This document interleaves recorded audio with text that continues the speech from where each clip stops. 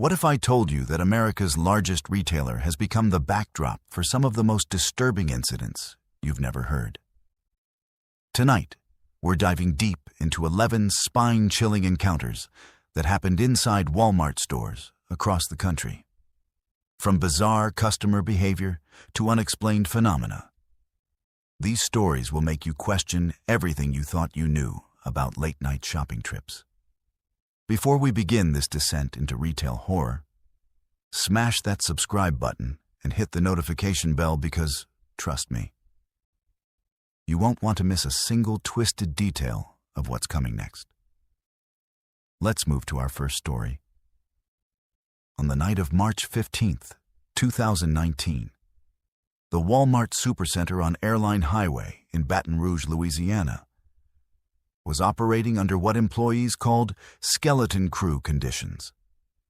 With only 3 staff members covering the entire 180,000 square foot facility during the overnight shift, security guard Jason Carter was used to walking the empty aisles alone, his footsteps echoing through the cavernous space. What he discovered that night would forever change how he viewed his job and question everything he thought he knew about the people who shop at Walmart. Carter had been working the overnight security shift for nearly 2 years, and he prided himself on knowing every corner, every blind spot, and every routine sound of the massive store. The Baton Rouge location was one of the larger supercenters in Louisiana, featuring everything from a full grocery section to an auto center. And during his nightly rounds, Carter had seen his share of unusual incidents. There were the occasional shoplifters trying to hide merchandise, the homeless individuals seeking shelter from Louisiana's unpredictable weather, and the rare medical emergency. But nothing had prepared him for what he would find in the home goods section that cold March evening. The first sign that something was wrong came around 2:47 a.m., according to the security logs that would later be reviewed by both store management and local police. Carter was conducting his standard perimeter check when he noticed that several items in the bedding department appeared to have been disturbed. Comforters were pulled from shelves, pillows were scattered across the floor, and what appeared to be makeshift bedding arrangements had been created in the corner behind a display of discounted winter blankets. At first, Carter assumed it was simply poor restocking from the evening shift. But as he moved closer to investigate, he heard something that made his blood run cold. The sound of steady, rhythmic breathing coming from within the makeshift fort of blankets and pillows. Carter immediately reached for his radio to contact the overnight manager, Sarah Chen, who was working in the back office processing inventory reports. But before he could speak, a voice emerged from the pile of bedding, a voice that was surprisingly calm and conversational. "I was wondering when someone would finally find me," the voice said. And slowly, a middle-aged man emerged from what Carter would later describe as an elaborate nest made entirely of Walmart merchandise. The man appeared to be in his 40s, with graying hair and wearing what seemed to be multiple layers of clothing, all of which still had Walmart price tags attached. What followed was perhaps the most surreal conversation Carter had ever experienced during his time in security. The man, who identified himself only as David, explained that he had been living in the store for the past 3 days. Not hiding, he emphasized, but actually living there. He had established what he called a routine that involved moving between different sections of the store depending on the time of day and the staff schedules he had apparently memorized. During peak shopping hours, he would browse the aisles like a regular customer. During restocking periods, he would retreat to less busy areas like automotive or the garden center. And during the overnight hours, he would create sleeping arrangements in the home goods section using merchandise from the shelves. David's method was disturbingly sophisticated. He had been consuming food from the grocery section, carefully opening packages in a way that made them appear damaged rather than stolen, knowing the damaged goods would be written off rather than investigated. He had been using the restrooms for hygiene, and had even been doing laundry using the display models in the appliance section during the early morning hours when no staff were present in that area. Most disturbing of all, David had been studying the store's operations so intently that he knew which security cameras had blind spots, which staff members worked which shifts, and even which days certain departments received new inventory. As Carter listened to this explanation, a mixture of fascination and horror washed over him. Here was a man who had essentially turned a retail store into his personal living space, and he had done it so skillfully that he had gone undetected for 3 full days in one of the busiest stores in the area. David explained that he had lost his apartment 2 weeks prior due to job loss, and rather than seek help from social services or family, he had decided to conduct an experiment to see if it was possible to live undetected in a large retail establishment. He spoke about it with the detached tone of a researcher discussing laboratory findings. The conversation continued for nearly 20 minutes before Carter finally made the call to management and eventually to local police. During that time, David showed Carter around his makeshift living arrangement, pointing out the various modifications he had made to improve his comfort. He had created a system for charging his phone using the electronics department's display models. He had identified which areas of the store had the best acoustics for detecting approaching footsteps. He had even figured out the optimal times to access different areas based on the cleaning crew's schedule, which he had learned by simply observing for his first few hours in the store. When overnight manager Sarah Chen arrived at the scene, followed shortly by 2 officers from the Baton Rouge Police Department, David remained remarkably cooperative and calm. He made no attempt to flee or resist and actually seemed somewhat proud of his accomplishment. As the officers took his statement, David explained that he had no intention of stealing anything permanently. He viewed his actions as borrowing items that he would eventually pay for once he got back on his feet. He had kept meticulous mental notes of everything he had consumed or used, down to the number of paper towels he had taken from the restrooms. The police report, which was later obtained through public records requests, revealed additional disturbing details about David's 3-day residency. Security footage review showed that he had indeed been moving through the store during business hours, often appearing in frame as just another customer browsing the aisles.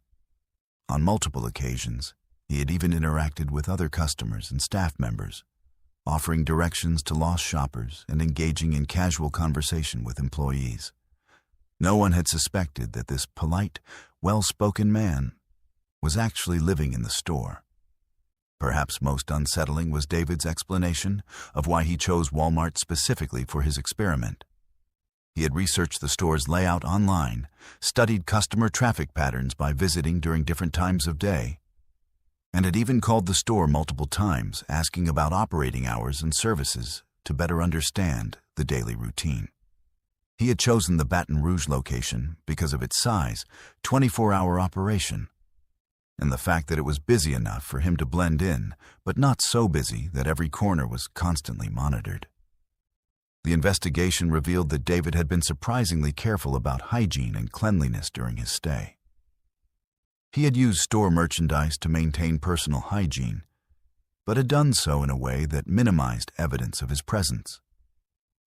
He had been disposing of waste properly, and had even been cleaning up after himself in the areas where he spent the most time. In many ways, he had been a model resident of the space he had claimed as his temporary home. David was ultimately charged with criminal trespass and theft, though the theft charges were relatively minor, given that most of the items he had consumed were damaged goods that would have been written off anyway. He was cooperative throughout the legal process and expressed what appeared to be genuine remorse for his actions. However, what disturbed both Carter and the responding officers was David's repeated assertion that his 3-day experiment had been successful and that he had proven it was possible. The incident led to significant changes in the store's overnight security procedures. Additional security cameras were installed in blind spots that David had identified, overnight staffing was increased, and new protocols were established for conducting more frequent and thorough overnight checks of all departments. Carter, who had initially felt pride in discovering the unusual situation, later admitted that the incident had left him feeling unsettled about the vulnerabilities in retail security and the lengths to which desperate people might go to survive. The most disturbing aspect of the entire incident, according to Carter's later interviews with local media, was not that David had managed to live in the store undetected, but how normal and rational he had seemed throughout the entire encounter. This wasn't the behavior of someone experiencing a mental health crisis or someone acting irrationally out of desperation.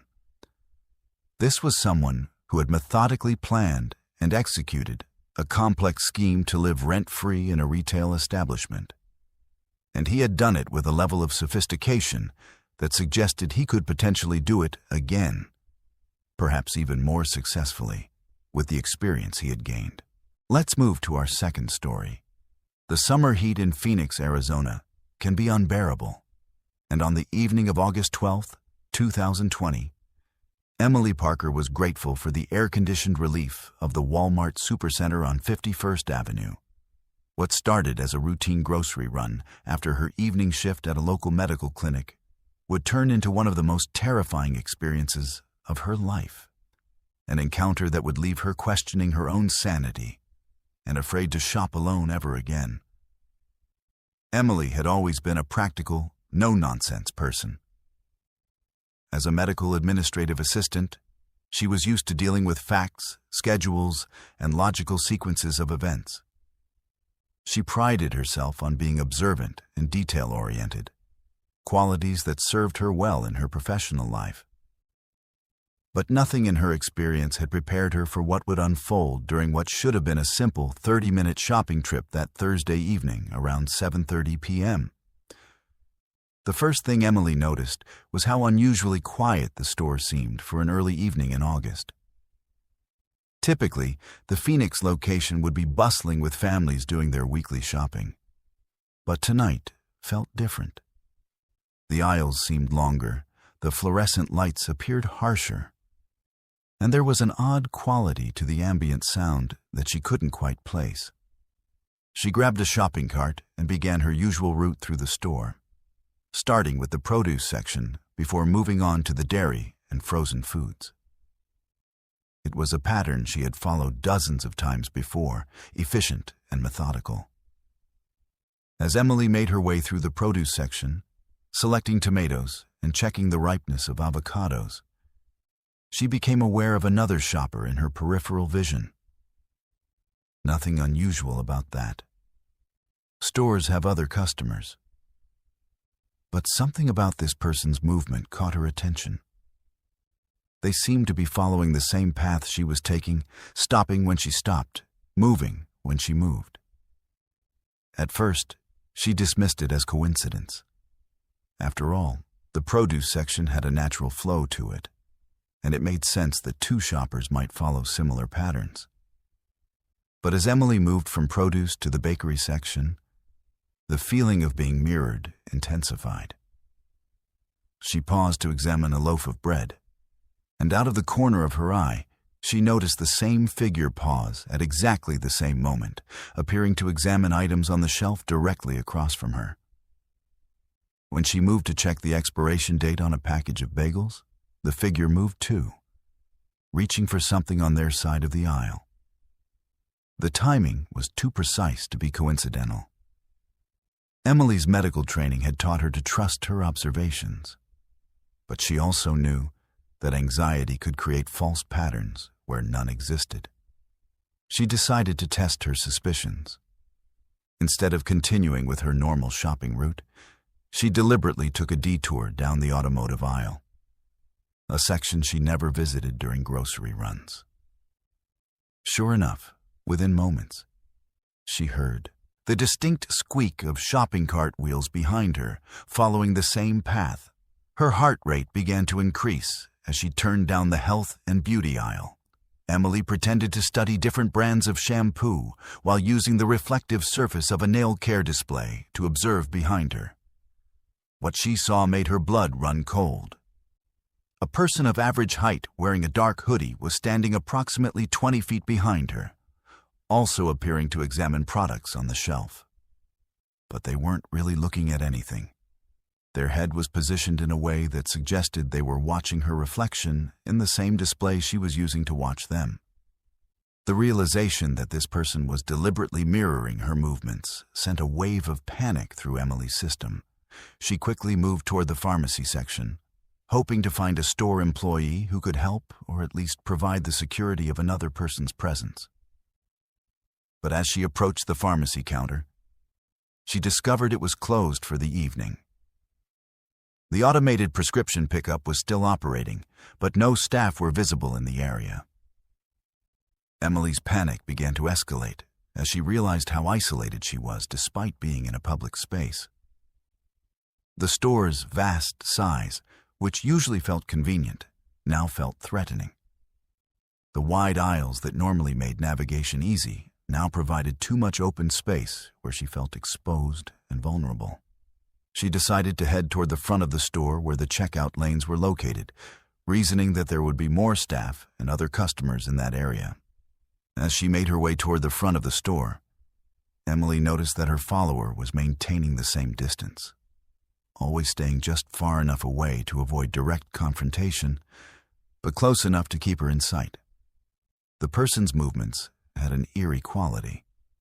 They seemed to anticipate her direction changes before she made them, as if they had been studying her shopping patterns for longer than just this evening. When Emily reached the main aisle that ran along the front of the store, she encountered another shopper, an elderly man with a full cart who was clearly engaged in serious grocery shopping. Feeling a momentary sense of relief at the presence of another normal customer, Emily slowed her pace and pretended to check her shopping list. She watched carefully to see if her follower would continue their pattern with another person present. To her horror, the hooded figure adjusted their behavior in response to the presence of the elderly man, but didn't abandon their surveillance. Instead, they began browsing items in the nearby dollar section, maintaining a position where they could observe Emily while appearing to be a normal customer to anyone else in the area. The sophistication of this adjustment terrified Emily more than the initial following behavior had. Emily realized that she needed to do something decisive. She couldn't continue shopping with this person, tracking her every movement, and she was becoming increasingly concerned about what would happen when she left the store and went to the parking lot. She decided to approach the customer service desk, which was still staffed despite the relatively late hour. As she walked toward the customer service area, Emily noticed that her follower immediately began moving in the same direction, but via a parallel route that would keep them out of direct sight of the service desk. This suggested a level of planning and awareness that indicated this wasn't random behavior or a case of mistaken identity.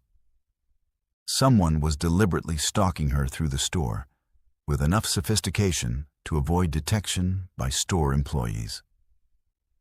At the customer service desk, Emily approached the young woman working behind the counter and explained her situation as calmly as possible. She described the person who had been following her and asked if security could escort her to her car. The employee, whose name tag identified her as Michelle, listened carefully and immediately called for a security guard over the store's internal communication system, while they waited for security to arrive. Michelle engaged Emily in conversation to help her stay calm, but also positioned herself so she could observe the store floor. Within a few minutes, Michelle pointed toward the electronics section and said, "Is that the person you were talking about?" Emily looked in the direction Michelle was indicating and saw the hooded figure standing near the video game display, appearing to browse but positioned in a way that provided a clear line of sight to the customer service desk. When the security guard arrived, Emily provided a detailed description of her experience and pointed out the person who had been following her. The guard, a middle-aged man named Robert, asked Emily to wait at the customer service desk while he approached the individual to investigate.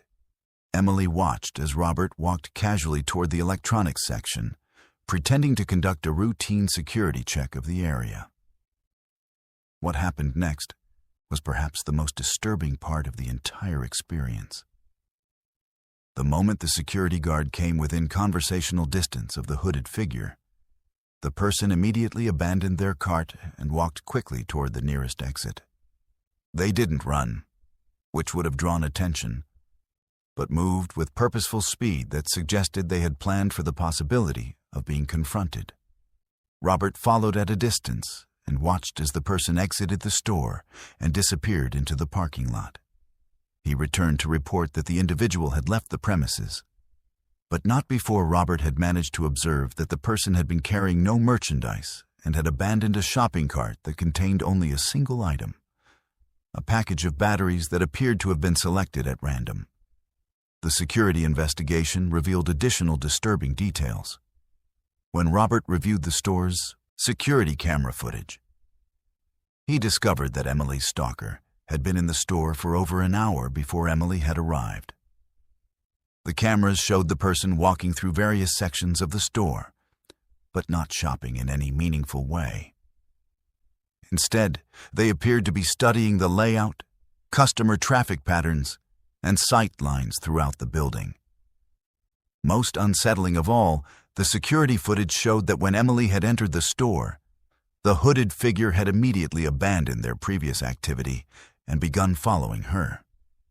This suggested that Emily had been specifically targeted, either because the person had been waiting for her specifically, or because she fit some particular profile that the stalker was looking for. The incident was reported to the Phoenix Police Department, and Emily provided a detailed statement about her experience. However, since no actual crime had been committed, following someone in a public place is not illegal.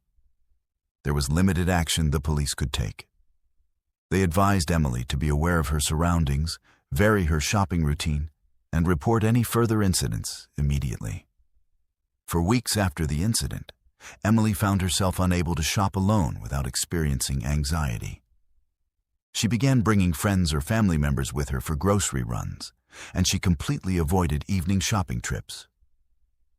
The experience had fundamentally changed her relationship with a space that had previously felt safe and routine. She found herself constantly checking reflections in store windows and mirrors, scanning for anyone who might be following her movements. The most disturbing aspect of the entire experience, Emily later reflected, was the level of sophistication and patience her stalker had demonstrated. This wasn't impulsive or random behavior. It was calculated, planned, and executed with an understanding of store layouts, security blind spots, and human psychology.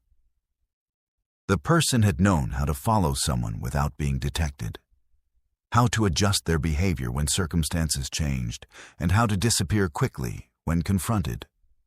Emily never saw her stalker again, but the incident left her with profound questions about how many other people might be engaging in similar behavior without being detected, and how many other shoppers might be experiencing the same terror she had felt that evening without having the courage or opportunity to report it to security. Let's move to our third story. In the spring of 2020, when the world was gripped by pandemic panic and toilet paper had become more valuable than gold, the Walmart Supercenter on Southeast Powell Boulevard in Portland, Oregon, became the unlikely stage for what employees would later call the Great Toilet Paper Heist of 2020. What started as a routine Tuesday morning inventory check would uncover a scheme so elaborate, so audaciously planned, and so absurdly executed that it reads more like a dark comedy than a real crime. But sometimes, truth really is stranger than fiction, especially when desperation meets creativity in the most unexpected ways. Store manager Karen Mitchell had been working in retail for over 15 years, and she thought she had seen everything. She had dealt with shoplifters who tried to hide merchandise in baby strollers, customers who attempted to return clearly used items with fabricated receipts, and the occasional person who thought they could walk out with a television by simply acting like they owned it. But nothing in her extensive experience with retail crime had prepared her for what she would discover when she arrived at work on the morning of April 14, 2020, to find that the store's entire toilet paper inventory had vanished overnight. The discovery began when overnight stalker Miguel Santos reported that the paper goods aisle looked different when he arrived for his 4 a.m. shift.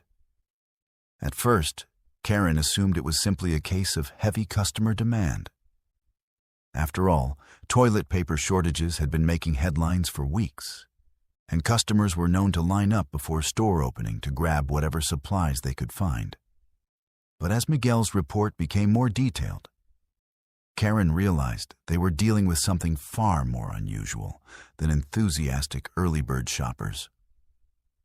According to Miguel, the entire paper goods section had been completely emptied, but not in the chaotic way that would result from a customer feeding frenzy. Instead, the shelves had been cleared with almost military precision. The products had been removed systematically, starting from the top shelves and working down, with price tags carefully peeled off and stacked in neat piles at the end of each aisle. Even more bizarre, the shelving units themselves had been wiped down and reorganized, as if someone had decided to do some spring cleaning while committing grand theft toilet paper.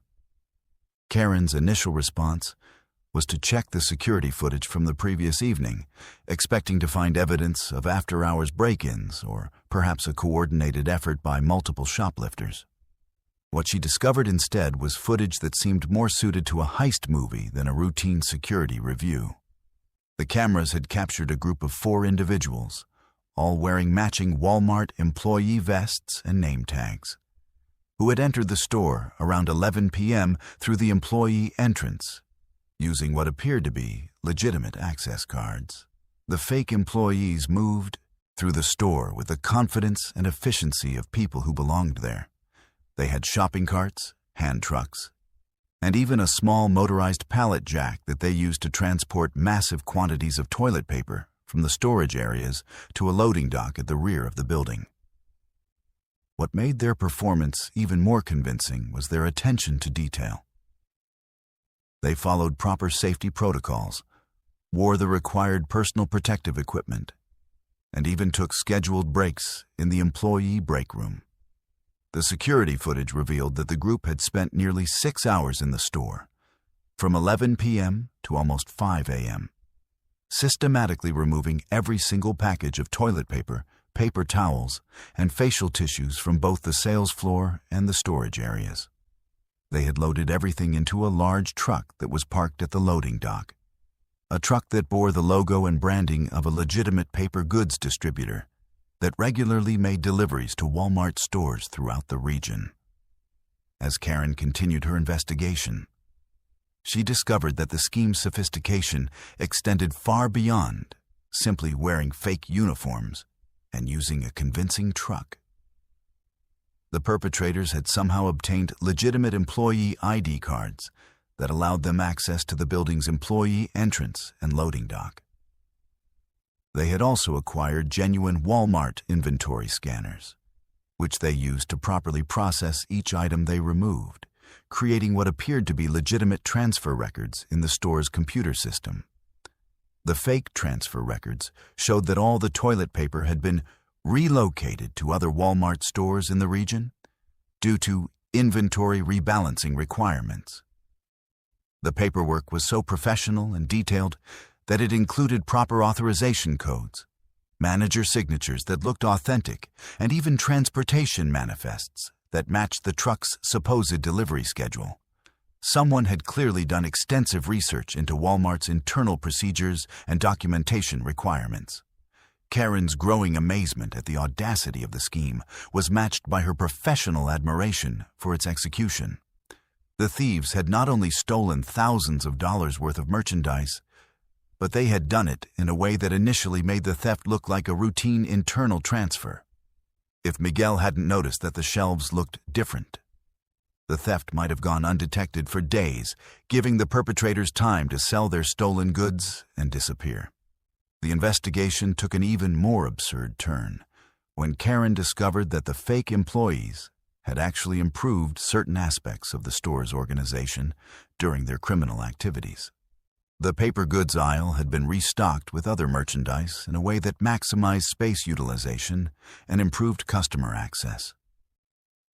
The storage area had been reorganized more efficiently than it had been in months. One of the perpetrators had even fixed a broken price scanner that had been out of order for weeks. As news of the theft spread through the store's employee network, additional bizarre details emerged. Night custodian Rosa Delgado reported that she had encountered the fake employees during her cleaning rounds and had actually complimented them on their hard work and dedication. The group had been polite, professional, and had even offered to help her move some heavy equipment. Rosa had assumed they were new hires or temporary workers brought in to handle increased pandemic demand. The customer service desk revealed another layer of the scheme's sophistication. The fake employees had processed several customer returns of toilet paper during their time in the store, generating legitimate receipts and return credits that further camouflaged their theft activities. They had even handled a few actual customers who had come to the store during late-night hours, providing helpful directions and product recommendations with the cheerful efficiency of genuine Walmart employees. Karen's investigation revealed that the perpetrators had been planning their heist for weeks. Security footage from previous evenings showed individuals who appeared to be legitimate customers conducting what now looked like reconnaissance missions. They had mapped out camera locations, studied employee schedules, observed loading dock procedures, and even timed how long it took to move merchandise from storage areas to the truck loading zone. The most audacious aspect of the entire scheme was discovered when Karen reviewed the store's employee break room security camera.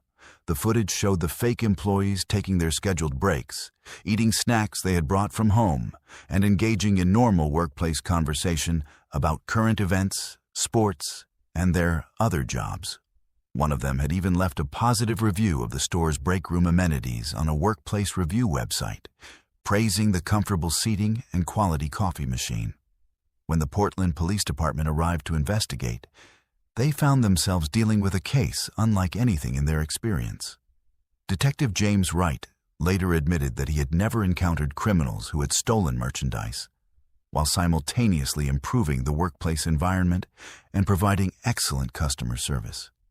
The perpetrators had committed their crime with such professionalism and attention to detail that several actual Walmart employees expressed disappointment when they learned the helpful, hard-working night crew wouldn't be returning.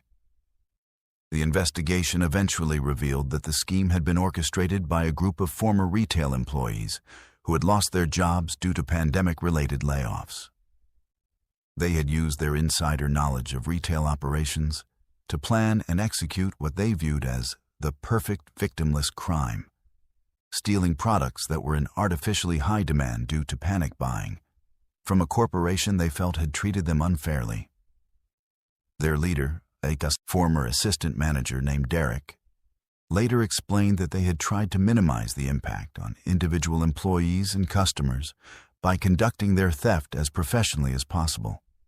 The stolen toilet paper was eventually recovered from a warehouse in southeast Portland, where the group had been repackaging it for sale through online marketplaces at inflated pandemic prices. The perpetrators had managed to sell approximately 40% of their stolen inventory before being apprehended, earning enough money to cover several months of unemployment expenses. When arrested, they expressed genuine remorse for their actions, but also pride in what they called their victimless entrepreneurship. The case became something of a local legend in Portland, with many residents expressing a grudging admiration for the group's creativity, professionalism, and the ironic fact that they had provided better customer service during their criminal activities than many legitimate retail employees. The story gained national attention when late-night comedy shows picked up on the absurd details, turning the perpetrators into unlikely folk heroes of the pandemic era. Karen Mitchell later reflected that the great toilet paper heist of 2020 had taught her more about retail security vulnerabilities than 15 years of conventional theft incidents. The perpetrators had exploited not just physical security weaknesses, but psychological and procedural assumptions about how legitimate employees behave and how business operations should look. Their success had depended not on stealth or violence, but on the bold assumption that people wearing the right uniforms and following proper procedures would be assumed to belong, regardless of whether anyone actually recognized them. The incident led to significant changes in Walmart's employee access procedures, inventory tracking systems, and after-hours security protocols. But it also left Karen with a lingering appreciation for the entrepreneurial spirit and attention to detail that the thieves had demonstrated, even as she recognized the serious legal and ethical problems with their chosen method of unemployment relief. Let's move to our fourth story. I need to tell you about my last day working at Walmart, because it's something that still haunts me 3 years later. And it's something that fundamentally changed how I view corporate priorities and human dignity. My name isn't important. I've changed it since then anyway. But what happened on November 18th, 2018, at the Walmart Supercenter in Tulsa, Oklahoma, where I had worked for nearly 4 years, will stay with me for the rest of my life. I was a department supervisor in electronics, had good performance reviews, decent relationships with most of my co-workers, and genuinely believed that Walmart, despite its flaws, was a company that cared about its employees and customers. That belief died on a cold Sunday morning, along with a customer whose name I never learned. I had arrived for my shift at 6 a.m., an hour before the store opened to the public, to help with inventory counts and merchandise displays. It was typical Sunday morning routine. Quiet, methodical, with just a handful of employees scattered throughout the massive store getting everything ready for another day of retail chaos. I was in the electronics section, updating price tags and organizing the mobile phone display, when I heard a commotion coming from the grocery section. At first, I assumed it was just someone dropping a pallet of merchandise, or maybe a customer who had gotten in early making too much noise. But the sound was different. Urgent, distressed human voices, rather than the typical sounds of retail operations. I walked toward the source of the noise and found several employees gathered around aisle 14 near the cereal section. As I got closer, I could see they were all looking down at something on the floor, and the expression on their faces told me immediately that something was seriously wrong. Lying motionless between the Cheerios and the Lucky Charms was an elderly man, probably in his 70s, wearing a heavy winter coat despite the mild Oklahoma weather. He was completely still, and even from several feet away, I could tell he wasn't breathing. My first instinct was to call 911, and I immediately pulled out my phone to do exactly that. But before I could dial, Assistant Manager Rebecca Torres appeared and firmly told me to put my phone away. She said that protocol required all emergency situations to be handled through management channels, and that she would take care of notifying the appropriate authorities. I reluctantly complied, assuming that she knew procedures better than I did and that help would be on the way within minutes. Rebecca quickly dispersed the gathered employees, sending everyone back to their departments with strict instructions not to discuss what they had seen with anyone, including other employees. She told us that the situation was under control and that we should continue with our normal opening procedures. I returned to electronics, but I couldn't concentrate on price tags and phone displays knowing that there was a dead man lying in the cereal aisle while we pretended nothing had happened. After about 20 minutes, with no sign of paramedics or police, I approached Rebecca to ask about the status of emergency services. Her response chilled me to the bone. She explained that she had contacted the store manager, district manager, and corporate loss prevention before calling 911 because we need to understand the liability implications and media exposure risks before involving outside agencies. She assured me that emergency services had been notified, but that they were taking their time responding because the situation isn't time-sensitive anymore. I couldn't believe what I was hearing. A human being had died in our store, and management's primary concern was liability and media exposure. I asked Rebecca directly whether the man had been dead when we found him, or if there was any possibility he could have been saved if we had called for help immediately. Her response was to remind me that I wasn't qualified to make medical determinations and that speculating about such matters could create legal problems for the company. As the morning progressed and the store opened to customers, the situation became even more surreal. The elderly man's body remained in aisle 14, but it had been covered with a tarp and surrounded by wet floor signs to keep customers away from the area. Shoppers were being directed around the cordoned-off section, with employees explaining that there was a maintenance issue that required temporary closure of that aisle. I watched in horror as families with children walked past, completely unaware that they were shopping just feet away from a covered corpse. The paramedics finally arrived nearly 2 hours after we had discovered the body, followed by police officers who seemed frustrated by the delay in notification. I overheard one of the officers questioning Rebecca about why there had been such a long gap between the discovery and the emergency call. Rebecca's explanation involved a lot of corporate jargon about following proper procedures and ensuring accurate information. But it was clear that the officers weren't buying it. During the investigation, I learned more details about what had happened. The elderly man, whose name was Charles Patterson, had apparently suffered a heart attack while shopping early Sunday morning. Based on the position of his body and the scattered groceries around him, it appeared that he had been reaching for something on a high shelf when he collapsed. Security footage showed that he had been lying in that aisle for at least 30 minutes before the first employee discovered him. The most heartbreaking part of the story came when Mr. Patterson's daughter arrived at the store. She had been worried when her father didn't return from his weekly grocery shopping trip and had called the store looking for him. The daughter, whose name was Susan, was devastated not just by her father's death, but by the way the situation had been handled. She couldn't understand why the store had prioritized corporate procedures over her father's dignity, or why customers had been allowed to continue shopping around his covered body. In the days following the incident, I struggled with my conscience about what I had witnessed. I knew that the delay in calling emergency services hadn't ultimately changed the outcome. Mr. Patterson was clearly beyond help when we found him.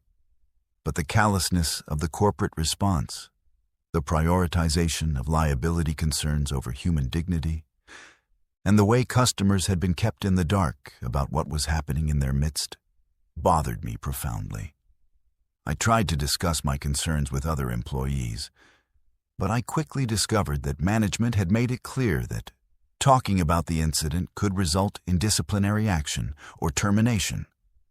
Several co-workers confided that they shared my discomfort with how the situation had been handled, but they were afraid to speak up because they needed their jobs. The message from corporate was clear. Protecting the company's interests was more important than addressing employees' moral concerns. The breaking point came when I received a call from Susan Patterson, who had somehow obtained my contact information and wanted to ask me questions about how her father had been found and how long he had been lying there. She was considering legal action against Walmart and needed employee testimony about the timeline of events and management's response. I wanted to help her, But I was also terrified of losing my job and facing potential legal retaliation from Walmart's legal department. After several sleepless nights, I made the decision to provide Susan with a detailed account of everything I had witnessed. I felt that I owed it to her father's memory and to my own conscience to tell the truth about what had happened, regardless of the potential consequences for my employment. I met with Susan and her attorney and provided a sworn statement about the timeline of events, management's priorities, and the way customers had been kept unaware of the situation. The legal proceedings that followed were lengthy and complex, involving multiple depositions, document reviews, and negotiations between attorneys. Walmart's legal team worked aggressively to minimize the company's liability and to discredit employee testimony about the incident. I was subjected to intense questioning about my motivations for coming forward, my relationship with management, and my understanding of corporate policies and procedures. Throughout the legal process, I continued working at Walmart, but the environment became increasingly hostile. I was written up for minor infractions that had previously been overlooked. My schedule was changed to less desirable shifts, and I was excluded from meetings and training opportunities that would have advanced my career. It became clear that management viewed me as a traitor who had prioritized outsiders over company loyalty. The case was eventually settled out of court for an undisclosed amount, with Walmart admitting no wrongdoing but agreeing to review its emergency response procedures. Susan Patterson received financial compensation, but she told me that no amount of money could make up for the way her father had been treated in his final moments and the hours afterward. She said that knowing he had died alone on a cold floor while corporate executives discussed liability implications was something she would never be able to accept. My employment at Walmart became untenable after the settlement was reached. While I wasn't technically fired, I was subjected to such consistent harassment and schedule manipulation that I eventually resigned. My last day was December 15th, 2018, exactly 1 month after Charles Patterson died in aisle 14. I cleaned out my locker, turned in my name badge, and walked out of that store knowing that I would never work in retail again.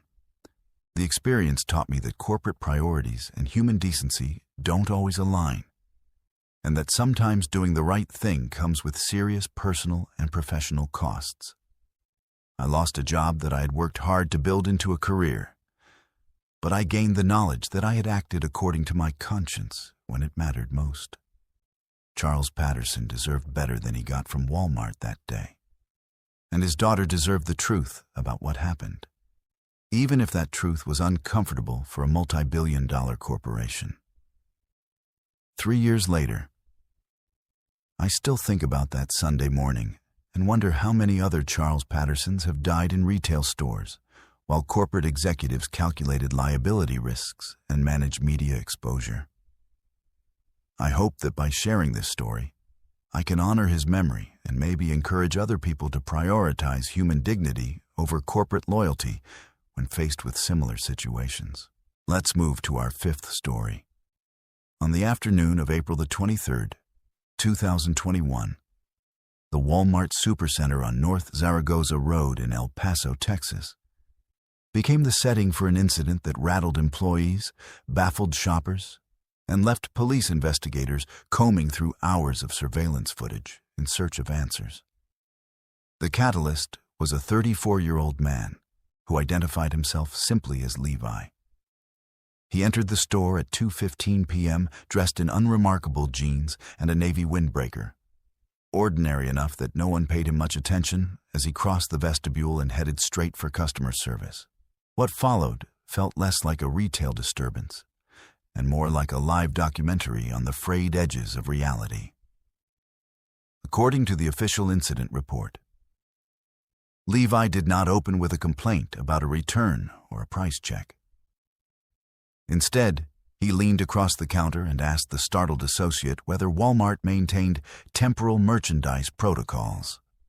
When the clerk, Maria Gonzalez, replied that she had never heard of such a thing. Levi clarified that he needed authorization to return items that will not be manufactured until 2087. Gonzalez, assuming she was dealing with a prank, called for a floor supervisor.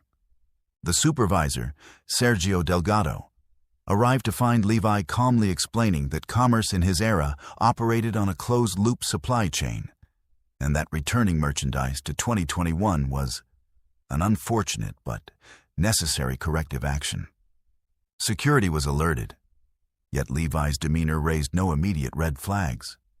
He was articulate, non-threatening, and spoke in measured tones. Delgado decided to observe rather than eject him. What happened over the next 45 minutes would be captured on 16 different cameras, and later pieced together by investigators like a puzzling documentary reel. Levi walked the aisles systematically, offering unsolicited historical context for everyday products. In electronics, he cradled an iPhone demo model as though it were a museum relic, remarking that its silicon architecture would soon be eclipsed by carbon-based neural mesh. Several bystanders listened, half amused, half unsettled. Levi's next stop was automotive. Standing beside motor oil end caps, he warned nearby shoppers that petroleum products would be outlawed worldwide after what he termed the Great Climate Reckoning of 2045. One customer asked if he was part of a viral marketing stunt. Levi answered with what witnesses described as genuine sorrow, saying that if humanity continued to burn dead oceans, the American Southwest would become an inland archipelago of drought. His tone never rose past conversational, yet his words carried the gravity of prophecy. Store security officer Ramon Martinez, monitoring from the operations room, noted that Levi displayed none of the agitation typical of intoxicated or mentally distressed customers. Instead, he appeared to follow a personal itinerary. In the pharmacy, he approached the consultation window and quietly advised pharmacist Angela Ruiz to pull every batch of the analgesic-coated XR214.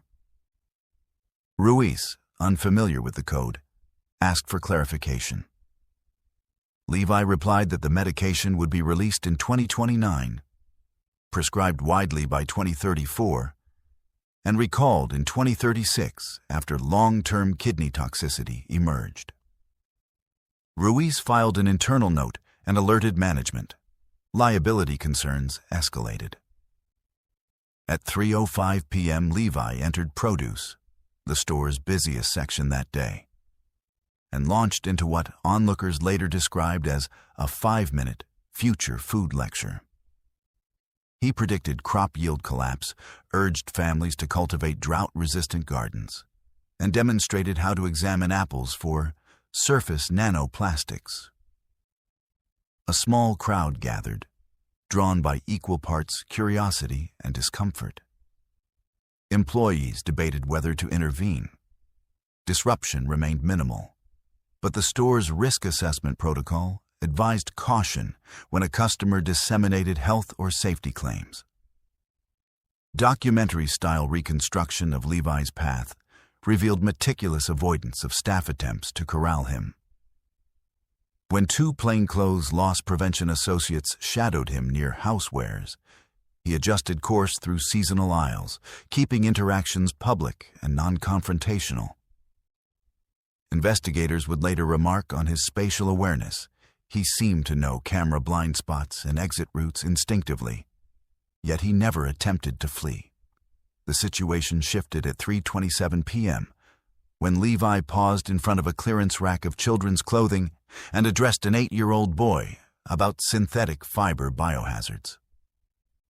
The child's mother complained to management, prompting assistant manager Deanna Kim to make direct contact. Kim approached Levi, introduced herself, and asked if he needed medical assistance. Surveillance audio captured Levi's reply. "I need humanity's assistance, but the window is closing."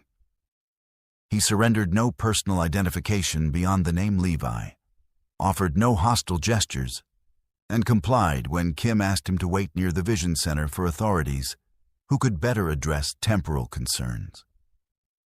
El Paso police officers arrived at 3:41 p.m. Body cam footage later released under Freedom of Information requests shows a calm interaction.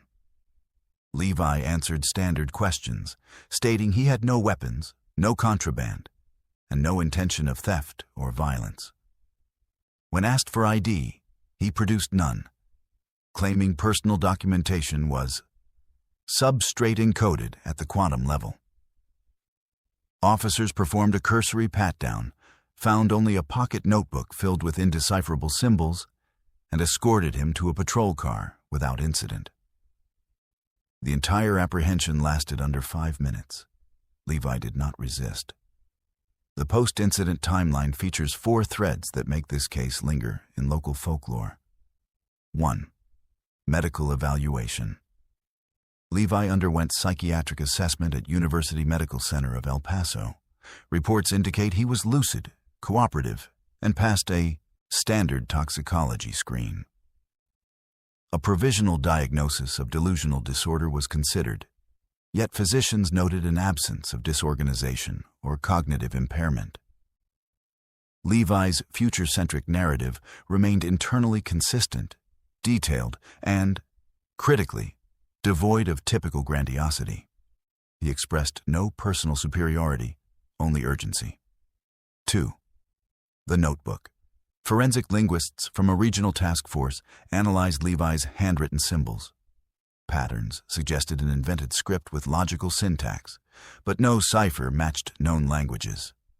Some glyphs resembled molecular diagrams, others paralleled astronomical notation. The notebook remains in an evidence vault, tagged as unsolved code. 3. Predictive statements. Within days, online forums compiled Levi's claims. A 2045 climate catastrophe, a 2029 analgesic launch, a 2036 recall, and a 2087 closed-loop economy. Skeptics dismissed them as derivative eco-futurism. Still, pharmacists quietly flagged research journals for any analgesic trials matching the code XR214. 4. Disappearance. After 72 hours of observation, Levi was transferred to a voluntary outpatient program. He attended 1 intake session, then failed to appear for follow-ups. His last verified sighting was May 2, 2021, captured on a downtown bus camera. He carried no luggage, wore the same Navy windbreaker, and vanished into city traffic. No missing person report was filed because Levi had provided no legal identity. From a documentary perspective, the Levi incident illustrates the tension between empirical reality and human receptivity to extraordinary narratives. Every eyewitness agreed on the man's calm presence and encyclopedic delivery. Nobody has explained how he avoided agitated confrontation in a bustling superstore while espousing end-of-world warnings.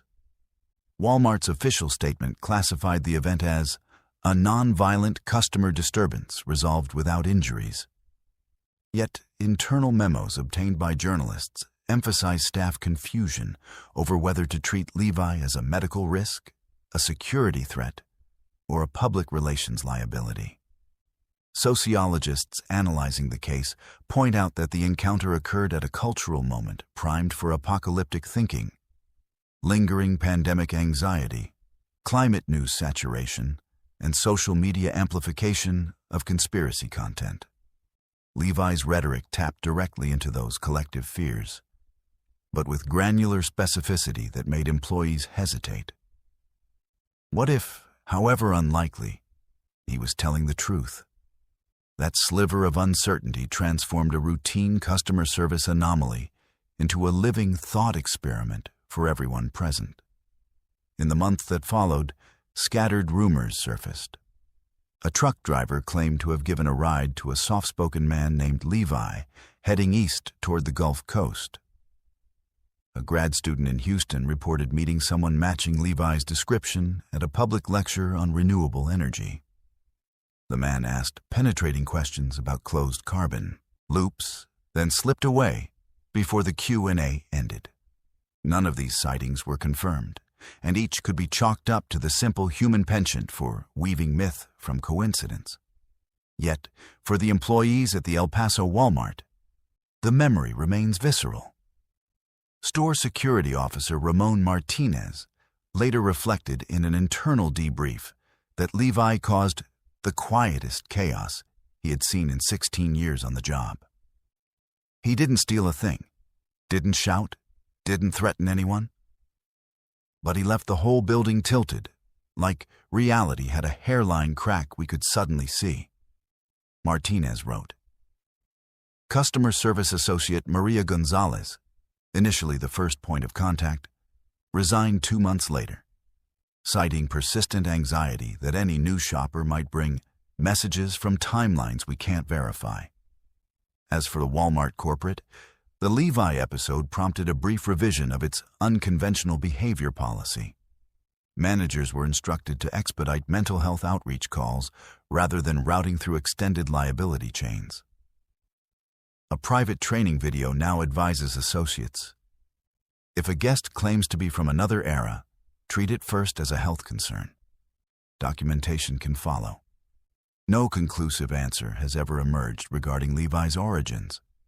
Whether he suffered from a highly systematized delusion, orchestrated an elaborate performance piece, or, as a dwindling few still whisper, truly walked the aisles from a century yet to dawn, the encounter underscores how fragile consensus reality can feel inside the fluorescent labyrinth of a big box store.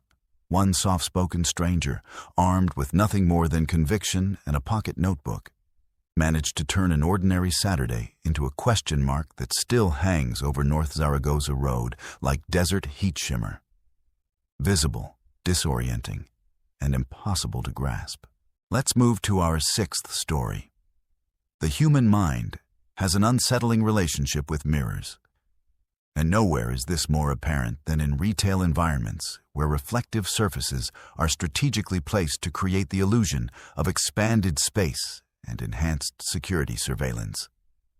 But during the final week of October 2021, the Walmart Supercenter in Salem, Massachusetts, became the epicenter of a psychological phenomenon that left employees questioning their own perception and customers reporting experiences that defied rational explanation. What began as isolated complaints about strange reflections in the store's mirrors escalated into a coordinated investigation that would reveal the disturbing power of collective delusion. Or perhaps something far more sinister. The first incident report was filed on Monday, October 25th, when customer Rebecca Winters approached store manager Dale Harrison with what seemed like a routine complaint about defective merchandise. Winters explained that she had been trying on reading glasses in the pharmacy section when she noticed that her reflection in the nearby mirror was delayed by approximately 2 seconds. She demonstrated the phenomenon for Harrison, moving her hand back and forth while staring into the mirror, insisting that her reflection was mimicking her movements with a noticeable lag. Harrison observed the demonstration and saw nothing unusual, prompting him to assume that Winters was either mistaken or possibly experiencing some form of medical issue affecting her perception. However, Winters was not easily dismissed. She was a retired physics teacher from nearby Danvers, articulate and methodical in her observations. She had timed the delay using her smartphone's stopwatch function and claimed it was consistent across multiple tests. When Harrison suggested that lighting conditions or viewing angle might be creating an optical illusion, Winters invited him to stand in the exact same position and observe for himself. Reluctantly, Harrison complied, spending several minutes moving his hand in front of the mirror while Winters watched. He saw nothing abnormal, but Winters insisted that from her perspective, his reflection was exhibiting the same 2-second delay she had experienced. The incident might have been dismissed as an isolated case of perceptual confusion. But Tuesday brought 3 additional reports of mirror anomalies from completely different sections of the store. Customer Patricia Chen reported that while examining her appearance in the women's restroom mirror, she had briefly seen herself wearing different clothes, specifically a red sweater instead of the blue jacket she was actually wearing. James Rodriguez complained to customer service that the large security mirror in the electronics section showed him standing in a completely different aisle, surrounded by merchandise that didn't match his actual location. Most disturbing of all, elderly customer Margaret Foster claimed that the mirror in the jewelry section had shown her a reflection that appeared to be about 20 years younger than her actual age. By Wednesday, the reports had multiplied and begun to follow a disturbing pattern. Customers were not just reporting simple delays or distortions in their reflections. They were seeing versions of themselves that seemed to exist in alternate realities. A young mother named Sarah Thompson reported seeing herself in the baby goods section mirror, but her reflection was holding a different child than the one in her actual shopping cart. A teenage customer named Derek Mills claimed that his reflection in the sporting goods mirror was wearing a Walmart employee uniform, complete with a name tag, despite the fact that he had never worked at the store. Store security officer Lisa Chen began documenting these reports systematically, initially suspecting that the incidents might be part of an elaborate prank or social media stunt. However, her investigation revealed that the customers making these reports came from diverse backgrounds, had no apparent connection to each other, and seemed genuinely disturbed by their experiences. Several customers became emotional while describing what they had seen, and a few requested to speak with security because they were concerned about their own mental health. The psychological profile of the affected customers defied easy categorization. They ranged in age from teenagers to senior citizens, represented various ethnic and socioeconomic backgrounds, and included both frequent Walmart shoppers and first-time visitors to the Salem location. Medical histories, when voluntarily disclosed, showed no pattern of psychiatric illness or medication use that might explain hallucinations or perceptual disturbances. The only common factor seemed to be that all the incidents occurred within the same week and involved mirrors located throughout different sections of the store. Thursday brought the most unsettling report yet. Customer Michael Porter, a local attorney with no history of mental health issues, approached Dale Harrison with a request that the store's security cameras be reviewed. Porter claimed that while shopping for office supplies, he had noticed that his reflection in the mirror near the printer cartridges section was performing actions he wasn't actually doing. Specifically, he said his reflection had been selecting different items from the shelves, examining products he had no interest in, and even appeared to be having conversations with other reflected customers who weren't present in the actual aisle. Porter's legal background made him particularly credible and methodical in his documentation. He had taken notes on his smartphone, recording the time, location, and specific details of what he observed. He had also attempted to photograph the phenomenon, though his pictures showed only normal reflections. Porter's request for security camera review presented an interesting test case. If his claims were accurate, the cameras positioned to monitor the supply aisle should have recorded him standing motionless while staring at the mirror, even as his reflection allegedly engaged in complex behaviors. The security camera review yielded results that were both reassuring and deeply troubling. The footage clearly showed Porter standing in front of the mirror for approximately 8 minutes, occasionally moving his hand or adjusting his position, but never engaging in the elaborate behaviors he claimed to have seen in his reflection. However, the camera angle that should have captured the mirror's surface was obscured by a promotional display that had been installed earlier that week. This meant that while Porter's actual movements were recorded, there was no visual record of what the mirror itself had been displaying. By Friday, the number of reported mirror anomalies had reached 15. And Dale Harrison found himself facing a situation unlike anything in his 20-year retail management career. The reports were becoming more elaborate and disturbing. Customers claimed to see reflections of themselves shopping with different family members, working in different careers, or living in entirely different time periods. One particularly disturbing report came from a customer who claimed her reflection showed her as a young child, complete with memories of conversations and experiences from decades earlier. Harrison decided to conduct his own investigation, spending extended periods observing each of the mirrors that had been mentioned in customer reports. He found nothing unusual about the mirrors themselves. They appeared to be standard retail security and convenience mirrors, properly installed and maintained. The lighting in each area was normal, and there were no obvious environmental factors that might create optical illusions or perceptual disturbances. However, Harrison's investigation did reveal one previously unnoticed detail. All of the affected mirrors had been cleaned and recoated during the previous weekend as part of a routine maintenance schedule. The work had been performed by a contracted cleaning service that Walmart had used for several years without incident. Harrison contacted the service supervisor and learned that the crew had used a new cleaning solution that was supposed to provide enhanced clarity and anti-fog properties. The supervisor assured Harrison that the product was completely safe and had been used successfully at dozens of other retail locations. The weekend brought a temporary respite from mirror reports, possibly because customer traffic was heavier and people were less likely to spend extended periods staring at their reflections. However, the following Monday saw a resurgence of incidents, and this time they included reports from store employees who had previously been skeptical of customer claims.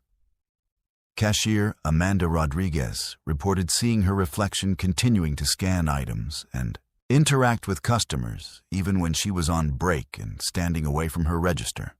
Stock clerk Tony Hernandez claimed that his reflection in the loading dock mirror appeared to be unloading completely different merchandise than what he was actually handling. The employee reports were particularly significant because they came from people who were familiar with the store environment and had no apparent motivation to fabricate experiences. These employees were also trained observers who were accustomed to monitoring their surroundings for security and safety purposes. Their reports added credibility to the customer complaints and suggested that whatever was happening was not simply a matter of suggestible shoppers being influenced by social media or local rumors.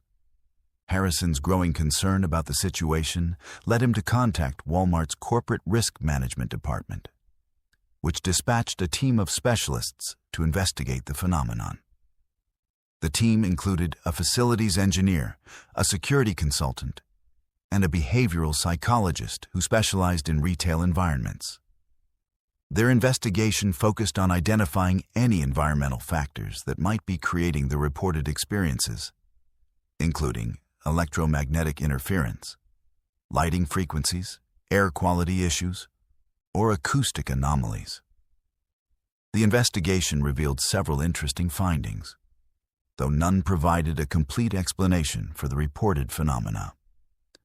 The new cleaning solution contained a chemical compound that could theoretically create subtle optical effects under certain lighting conditions. But controlled tests failed to reproduce the complex behaviors described by customers and employees. Air quality measurements were normal, ruling out the possibility that chemical vapors were causing hallucinations. Electromagnetic readings showed elevated levels near certain mirrors, but not significantly higher than those found in any modern retail environment with extensive electronic systems. Most intriguingly, the behavioral psychologist noted that the store's layout and lighting created what she termed psychological pressure points, where customers might be more susceptible to perceptual disturbances. The combination of fluorescent lighting, reflective surfaces, wide aisles, and constant background noise could potentially create a mild dissociative state in some individuals, making them more likely to experience unusual perceptions or false memories. The investigation concluded without identifying a definitive cause for the reported mirror anomalies.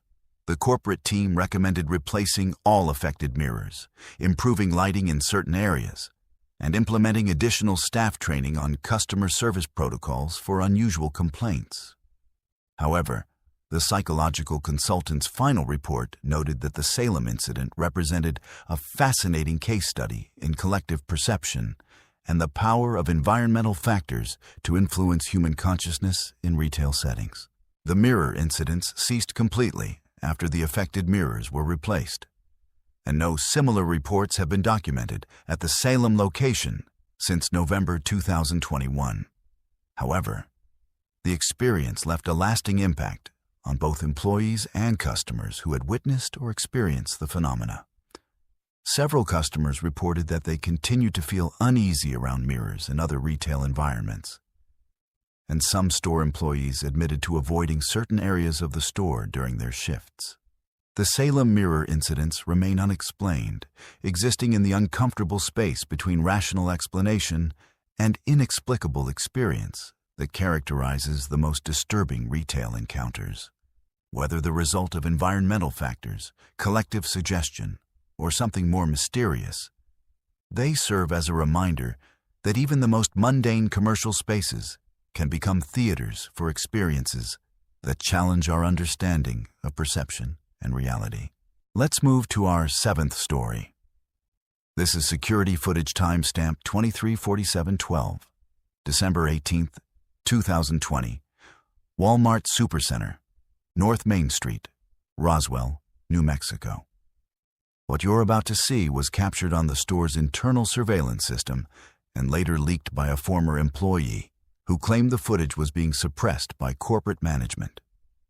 The incident involves customer identification number 4471, later identified as Maria Santos, a 28-year-old local resident with no prior history of unusual behavior or mental health issues. The footage quality is standard definition, typical of retail security cameras, with occasional digital artifacts and pixelation that some viewers have mistakenly interpreted as evidence of tampering.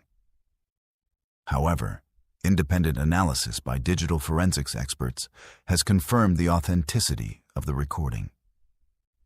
The sequence begins with Santos entering through the main entrance at 23:45 and 3 seconds, approximately 15 minutes before store closing. She appears to be alone, carrying a small purse and moving at a normal walking pace toward the grocery section. Security camera angle SA07 captures her selecting a shopping cart from the corral and proceeding down the main aisle toward the produce section. At this point, nothing in her behavior suggests anything unusual. She appears to be conducting a routine late evening shopping trip, possibly picking up items for the following day. Camera angle SA12, positioned above the produce section, shows Santos examining apples and placing several in a plastic bag. The timestamp reads 23:46:41 when the first anomaly occurs. Santos appears to pause mid-motion, her hand extended toward the apple display, and remains completely motionless for exactly 47 seconds. During this period, she doesn't respond to other customers walking past her, doesn't blink, and maintains the same physical position without any visible movement. The footage shows her in perfect stillness, as if someone had pressed a pause button on her personal timeline, while the rest of the world continued around her. At timestamp 23:47:28, Santos suddenly resumes normal motion, continuing to select apples as if nothing had happened.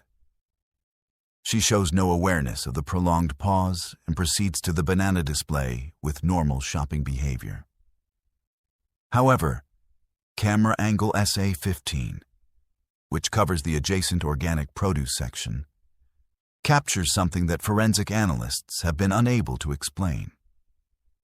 While Santos is clearly visible at the banana display in camera SA12, Camera SA-15 simultaneously shows what appears to be the same woman examining organic vegetables approximately 30 feet away.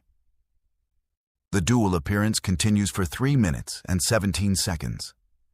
Both figures move independently, select different items, and display distinct body language and shopping patterns. The Santos at the banana display moves deliberately and efficiently, while the figure in the organic section appears more hesitant, frequently pausing to read labels and compare products. Neither figure acknowledges the other's presence, despite being within clear sight lines of each other. Camera angle SA-18, positioned at the dairy section, captures the next phase of the incident at timestamp 23:51:02. Santos approaches the milk refrigerators, but instead of opening a door to select products, she walks directly through the closed glass door as if it were open air.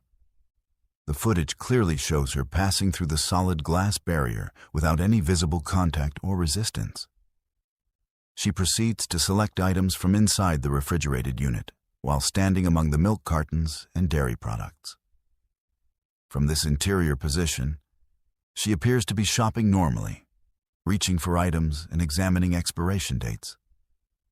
Meanwhile, security camera SA-21 shows the same woman simultaneously present at the frozen food section, where she appears to be having an animated conversation with someone who is not visible on the surveillance footage. Audio pickup from the nearest microphone captures fragments of what sounds like a phone conversation. But analysis reveals that Santos is not holding any communication device. The conversation includes phrases like, "Yes, I can see them now," and "The selection is much better than we expected." But no responding voice is captured on any audio channel. The most disturbing segment of the footage begins at timestamp 23:54:33, when multiple camera angles show Santos in 4 different locations simultaneously. Camera SA-07 shows her back at the entrance, apparently entering the store again. Camera SA-12 maintains visual contact with her in the produce section, where she appears to be restocking the apple display rather than shopping from it. Camera SA-18 continues to show her inside the dairy refrigerator, now apparently rearranging products on the shelves. Camera SA-25, covering the pharmacy area, captures her standing at the prescription pickup counter, engaged in what appears to be a transaction with the overnight pharmacist. Independent verification with pharmacy records later confirmed that no prescriptions were processed for Maria Santos on December 18, 2020, and the overnight pharmacist, when interviewed, had no memory of any customer interactions during the time frame shown in the footage. Security logs indicate that the pharmacy section was closed and secured during the incident, making any customer interaction impossible. At timestamp 23:57:15, all camera feeds simultaneously lose visual contact with Santos in every location. The figures don't exit the frame or move out of camera range. They simply vanish between one frame and the next. Enhanced frame-by-frame analysis shows Santos clearly present in frame 23:57:14 across all 4 camera angles, and completely absent in frame 23:57:15. There is no motion blur, fade effect, or transitional imagery that would suggest normal movement or departure. The aftermath of the incident was captured by camera SA-03, positioned at the customer service desk. At timestamp 00247, Santos approaches the counter carrying a shopping cart full of merchandise.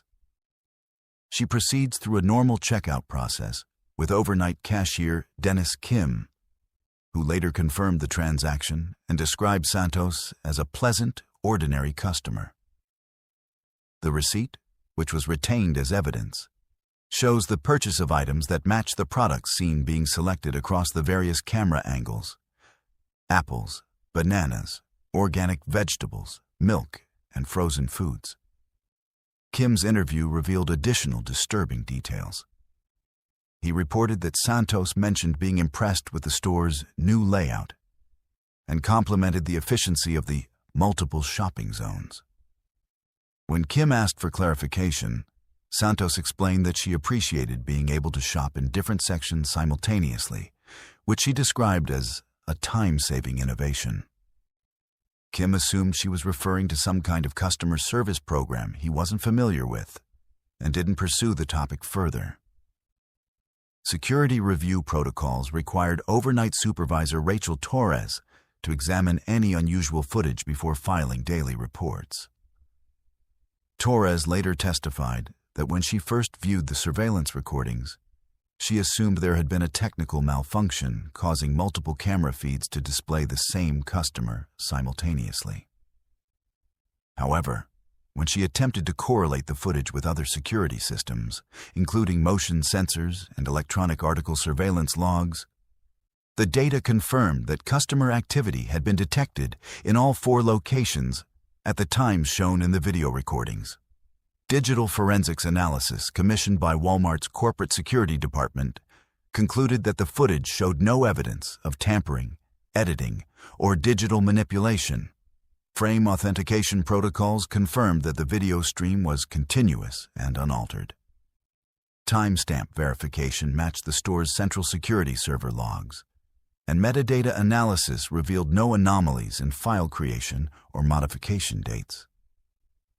The technical report stated that while the content of the footage was highly unusual, the recording itself was authentic and unmodified. The incident report filed by Torres was initially classified as a technical anomaly and forwarded to the facilities management department for investigation of potential camera malfunctions. However, when technicians conducted comprehensive testing of all surveillance equipment, they found no hardware issues, software glitches, or system errors that could account for the recorded anomalies. All cameras were functioning within normal parameters, and test recordings showed no duplication or multi-location imaging effects.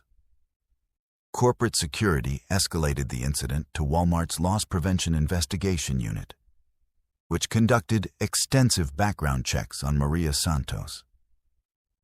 The investigation revealed that she was a local elementary school teacher with no criminal history, no association with any groups that might attempt retail fraud or security breaches, and no technical expertise that would enable sophisticated surveillance system manipulation. Friends and family members described her as reliable, practical, and someone who would be incapable of orchestrating any kind of elaborate hoax. Santos herself was interviewed twice by loss prevention investigators.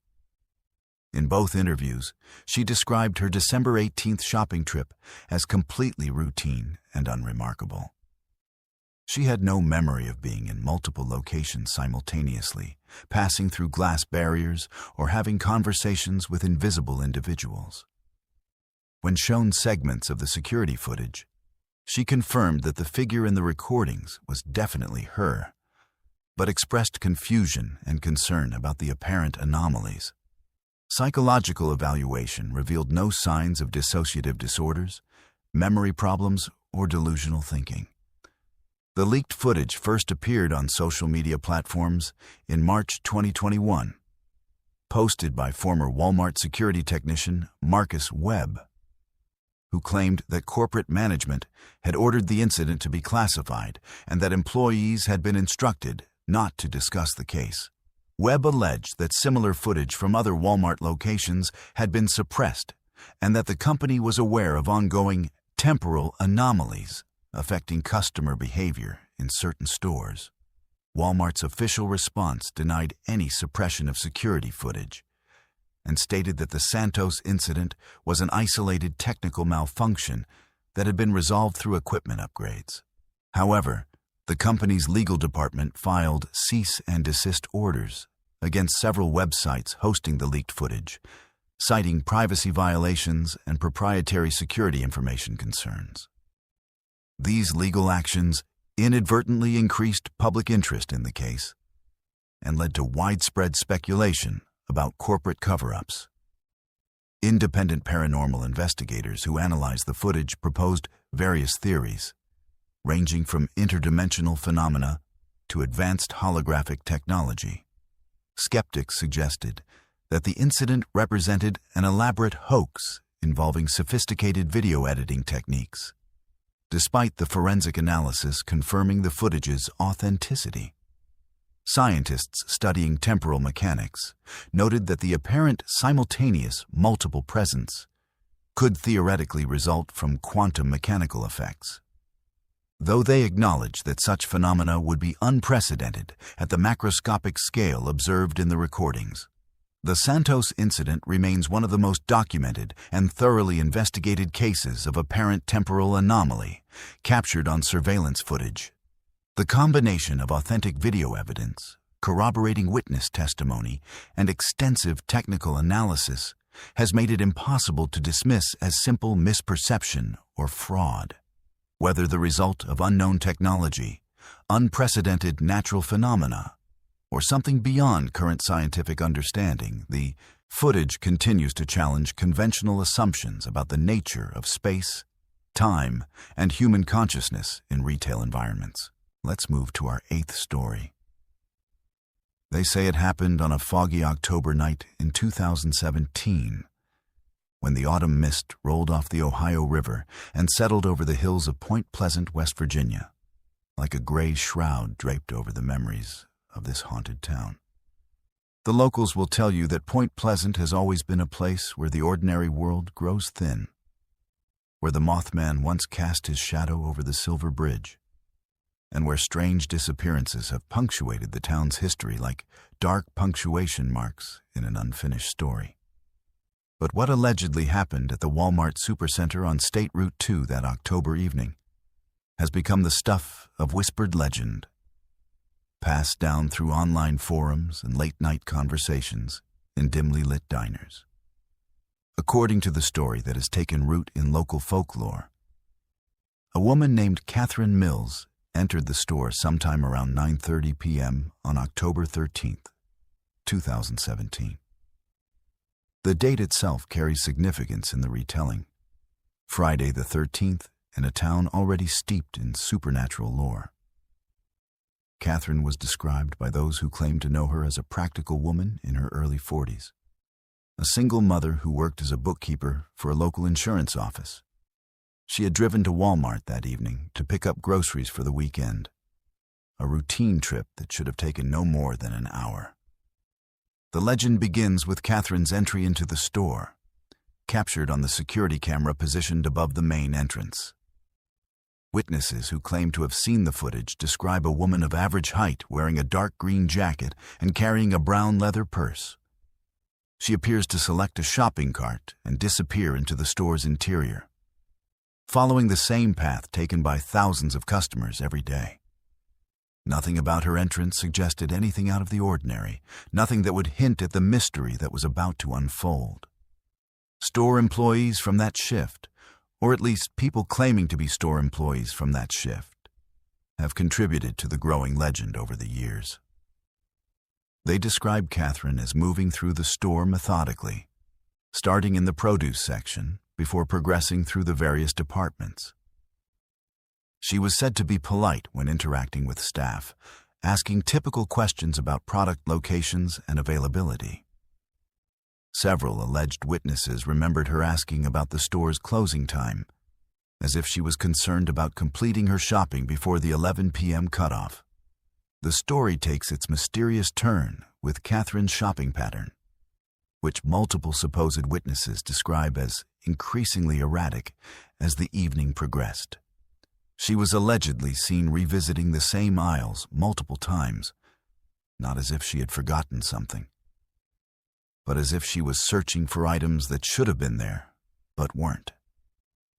Employees claimed she asked about products that the store had never carried, brands that didn't exist, and department layouts that didn't match the actual store configuration. According to the legend, Catherine's behavior became more concerning as the night wore on. She was reportedly seen standing motionless in various aisles for extended periods, staring at empty spaces on shelves as if she could see merchandise that others couldn't. When approached by employees offering assistance, she would politely decline and continue her increasingly aimless wandering through the store. Some versions of the story claim that she was having quiet conversations with people who weren't there, though she was never observed using a phone or any other communication device. The mystery deepened as closing time approached. Store employees conducting their final rounds reported that Catherine was still in the building, but her exact location seemed to shift every time someone went to look for her. She would be spotted in electronics, then immediately seen in household goods, then observed in the pharmacy section, as if she was moving through the store with impossible speed or appearing in multiple locations simultaneously. Management allegedly made several announcements over the intercom, asking customers to complete their purchases. But Catherine either didn't hear these announcements or chose to ignore them. At precisely 11 p.m., when the store officially closed to customers, Catherine Mills simply vanished. The security cameras positioned throughout the store showed no evidence of her leaving through any of the exits. The footage allegedly shows her shopping cart, still containing the items she had selected, abandoned in the middle of aisle 7 between the breakfast cereals and the coffee. Her brown leather purse was found on the floor nearby, containing her driver's license, credit cards, and the shopping list she had written earlier that evening. The search for Catherine became the most dramatic element of the legend.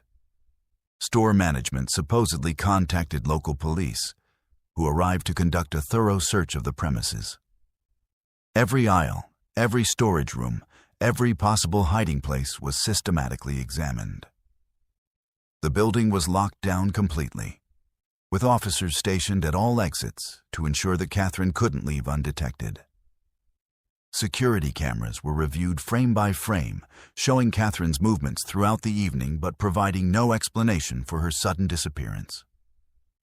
Outside the store, Catherine's car remained in the parking lot exactly where she had left it. The 2015 Honda Civic was unlocked, with her keys still in the ignition and her cell phone lying on the passenger seat. The phone showed no recent calls or text messages that might explain her disappearance.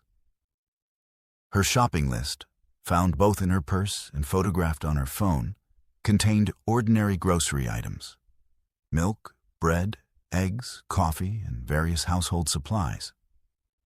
Nothing on the list suggested any unusual purpose for her visit to the store. The police investigation, according to the various versions of the story, continued for several days. Catherine's apartment was searched, revealing no signs of struggle or evidence that she had planned to disappear. Her job performance had been excellent, her finances were stable, and she had no known personal problems that might motivate a voluntary disappearance. Friends and family described her as reliable and responsible, someone who would never simply vanish without explanation, especially leaving her car and personal belongings behind. As the days turned into weeks, the Catherine Mills case allegedly became a source of endless speculation and conspiracy theories. Some versions of the legend suggest that she had discovered something in the store that she wasn't supposed to see, leading to her removal by unknown parties. Others propose that she had somehow slipped into a parallel dimension or alternate timeline, explaining her apparent ability to be in multiple locations simultaneously before her disappearance. The supernatural interpretations of the story draw connections to Point Pleasant's history of unexplained phenomena. Local paranormal enthusiasts note that the Walmart was built on land that had once been part of the McClintock Wildlife Management Area, where numerous Mothman sightings had been reported in the 1960s. They suggest that the area retains some kind of supernatural energy that occasionally manifests in mysterious disappearances and unexplained events. Skeptical voices in the community have proposed more mundane explanations for the legend. They suggest that Catherine Mills might have left the store through a service entrance or emergency exit that wasn't properly monitored, then returned later to retrieve her car under cover of darkness. Others propose that the entire story is an urban legend that has grown in the telling, with each retelling adding new details and supernatural elements to what might have been a simple case of a confused or disoriented customer leaving the store unnoticed. The truth about Catherine Mills has become impossible to separate from the legend that has grown around her alleged disappearance. Various online forums dedicated to unexplained phenomena have compiled hundreds of posts from people claiming to have inside knowledge of the case. But none of these accounts can be verified. Some claim to be former Walmart employees who witnessed the events firsthand, while others profess to be police officers who participated in the investigation. Attempts to verify the basic facts of the story have proven frustratingly inconclusive. Point Pleasant police records from October 2017 contain no reports matching the details of Catherine Mills's alleged disappearance. The Walmart Corporation has never acknowledged any incident involving a missing customer at the Point Pleasant location. Local newspapers from that time period contain no articles about a mysterious disappearance at the store. However, the absence of official documentation hasn't diminished the story's hold on the local imagination. The Citorum legend of Catherine Mills has become part of Point Pleasant's ongoing relationship with the unexplained, joining the Mothman and the Silver Bridge collapse in the town's catalog of mysterious events. Visitors to the area often ask locals about the Walmart disappearance, and some make pilgrimages to the store, hoping to experience supernatural phenomena themselves. The Catherine Mills legend serves multiple functions in the modern folklore of Point Pleasant. It provides a contemporary supernatural narrative that connects the town's past mysteries to its present reality. It transforms an ordinary commercial space into a site of potential wonder and terror. Most importantly, it preserves the community's identity as a place where the impossible might happen, where the boundaries between the known and unknown remain perpetually blurred. Whether Catherine Mills ever existed, whether she disappeared from a Walmart in Point Pleasant, or whether her story represents the collective, unconscious fears about vanishing into the anonymous spaces of modern consumer culture, the legend continues to evolve. New details are added with each telling, new witnesses emerge from the shadows of memory, and new theories attempt to explain what might have happened on that foggy October night when, they say, one woman walked into a store and simply ceased to exist. The story endures because it taps into fundamental anxieties about identity, surveillance, and the possibility of disappearing without trace in a world that claims to watch and record everything. In the fluorescent-lit aisles of a big box store, surrounded by security cameras and electronic monitoring systems, Catherine Mills allegedly proved that it's still possible to vanish completely, leaving behind only questions and a legend that grows stronger with each retelling. Let's move to our ninth story. I need to tell you about what happened at the Walmart in Bakersfield, California, because I was there that night. And what I witnessed challenges everything I thought I knew about human behavior and the thin line between normalcy and madness. My name is Jake Martinez, and I worked overnight stock crew at the Supercenter on Ming Avenue for 3 years before I quit after this incident. I'm talking to you now because I can't keep carrying this alone, and maybe someone out there can help me understand what we all saw on June 4th, 2019. I want to start by saying that I'm not the kind of person who believes in supernatural nonsense or conspiracy theories. I'm a practical guy who worked a practical job, moving boxes and restocking shelves to help pay for community college. The overnight shift attracted a certain type of worker. People who needed the hours, who preferred working when the store was quiet, who found peace in the rhythmic work of inventory and organization. It was honest work. And despite what people think about Walmart, most of my co-workers were decent people just trying to make ends meet. That Tuesday night started like any other. Our crew consisted of 6 people. Myself, Trevor, who handled electronics, Maria in grocery, Carlos in sporting goods, Sandra in health and beauty, and our supervisor Dennis. We'd worked together for months and had developed the kind of easy camaraderie that comes from shared late-night shifts and mutual respect for getting the job done efficiently. Dennis was fair but strict about following procedures, and we all appreciated that he treated us like adults rather than micromanaging every task. The store officially closed at 11 p.m., and by midnight, we were deep into our restocking routine. I was working in housewares, unpacking boxes of kitchen supplies and organizing them according to the planogram layout that corporate had sent down. It was methodical work that I found oddly satisfying.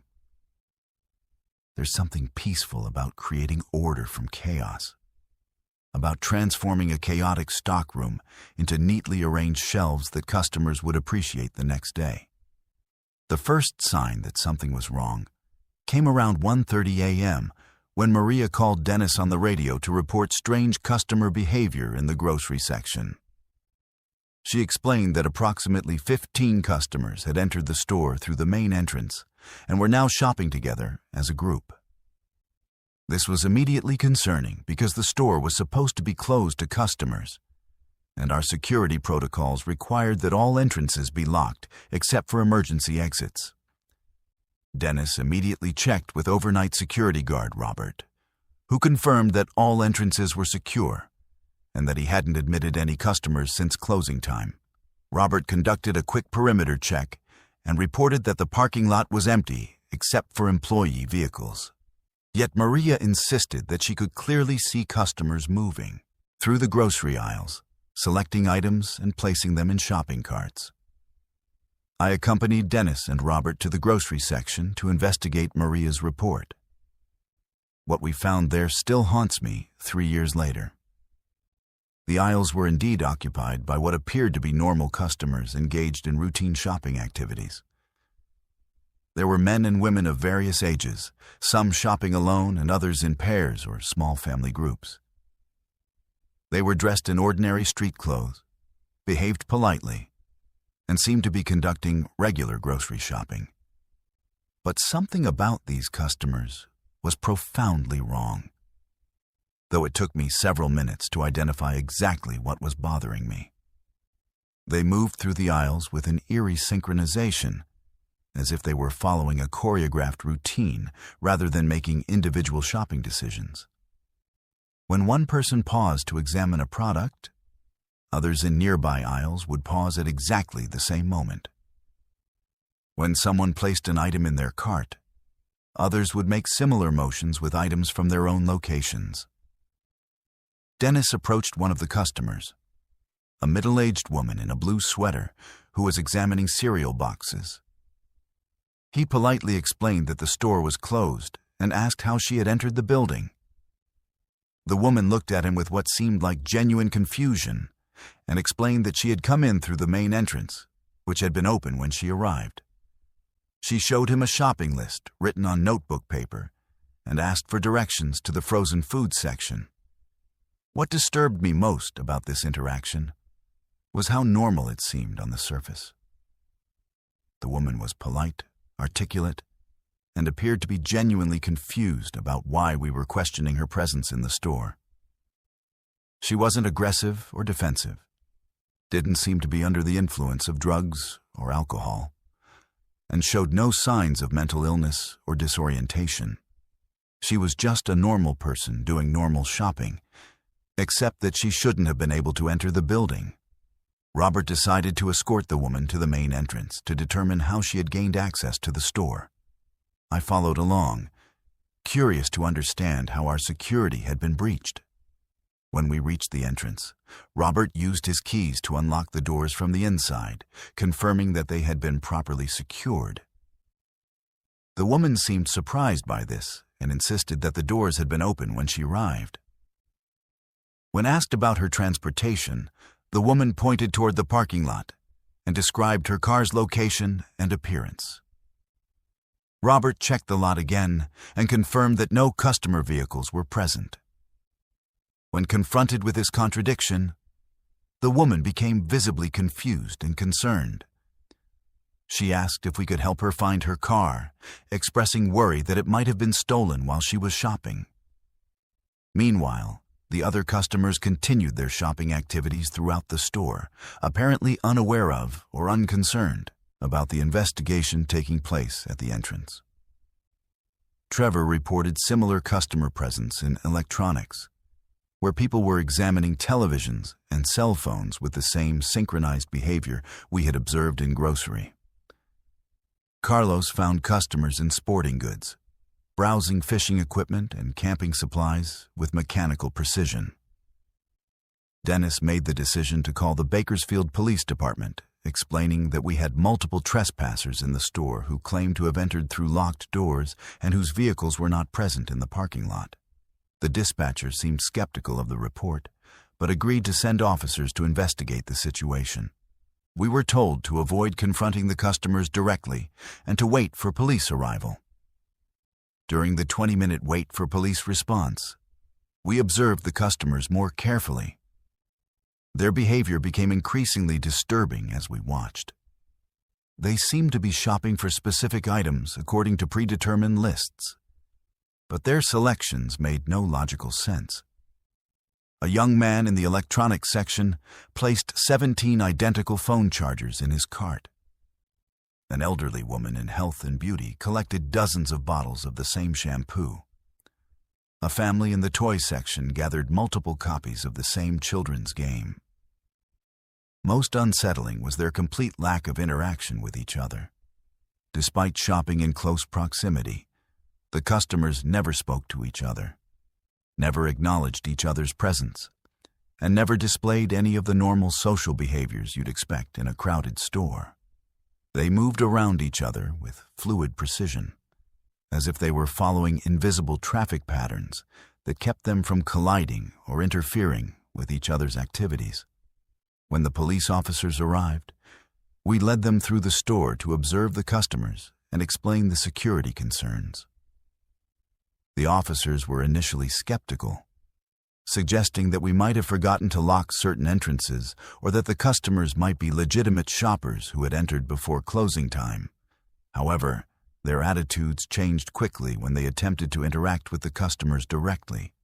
Officer Jennifer Walsh approached a man in the pharmacy section who was collecting large quantities of over-the-counter medications.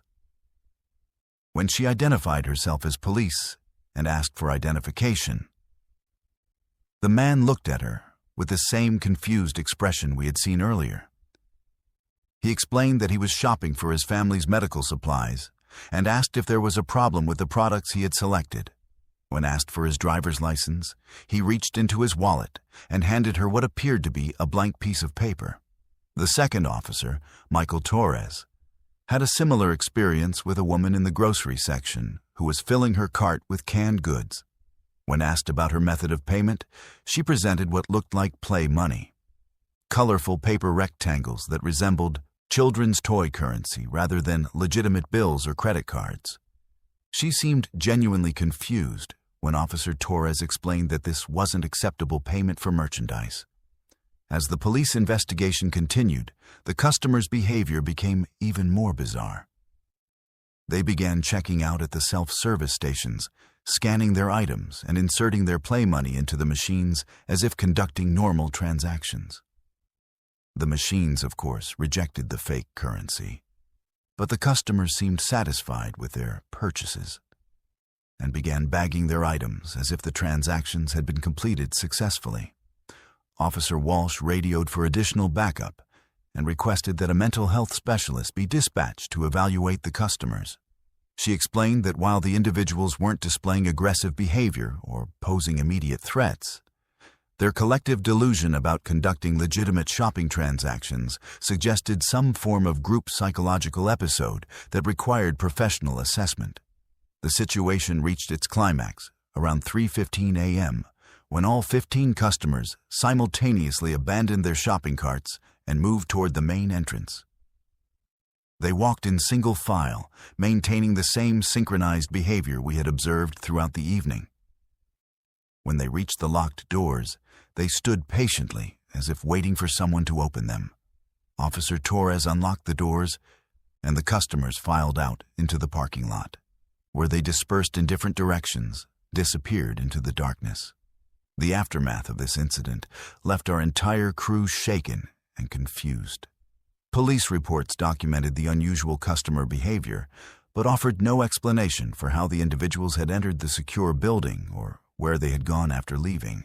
Security camera review showed the customers moving through the store exactly as we had observed, but provided no footage of their entrance or exit from the building. Store management conducted a thorough investigation of our security procedures and found no breaches or equipment malfunctions that could explain the incident. Corporate security specialists reviewed the case and recommended additional training and protocol updates, but acknowledged that the circumstances were unprecedented in their experience. I quit my job at Walmart 2 weeks later, not because I was afraid to work there, but because I couldn't reconcile what I had witnessed with my understanding of reality.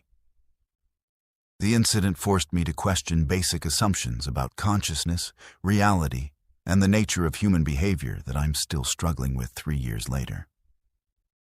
I share this story not because I expect anyone to believe it, but because I hope someone out there might have experienced something similar and can help me understand what we all witnessed that night in Bakersfield. Let's move to our 10th story. What if I told you that the strange incidents we've been exploring across various Walmart stores aren't isolated events, but part of a larger pattern, one orchestrated by forces beyond ordinary observation? Between 2016 and 2022, a series of inexplicable occurrences documented at Walmart supercenters nationwide has led some investigators and insiders to propose a chilling theory. These incidents may be the visible effects of a covert experimental program testing human behavioral responses on a vast scale. Consider the evidence we've already examined. A man living undetected in a Louisiana store for 3 days, demonstrating sophisticated knowledge of operational patterns. A customer in Phoenix being stalked through precise mirroring behavior that suggested advanced surveillance techniques. An elaborate toilet paper heist in Portland executed with military precision and insider knowledge. A worker in Tulsa discovering corporate priorities that placed liability assessment above human dignity. A time traveler in El Paso displaying uncanny knowledge of future events and local infrastructure. Mirror anomalies in Salem that defied conventional physics. Surveillance footage in Roswell showing simultaneous multiple presence. A disappearance in Point Pleasant that left no trace despite comprehensive security systems. Synchronized customers in Bakersfield behaving like programmed entities rather than individual human beings.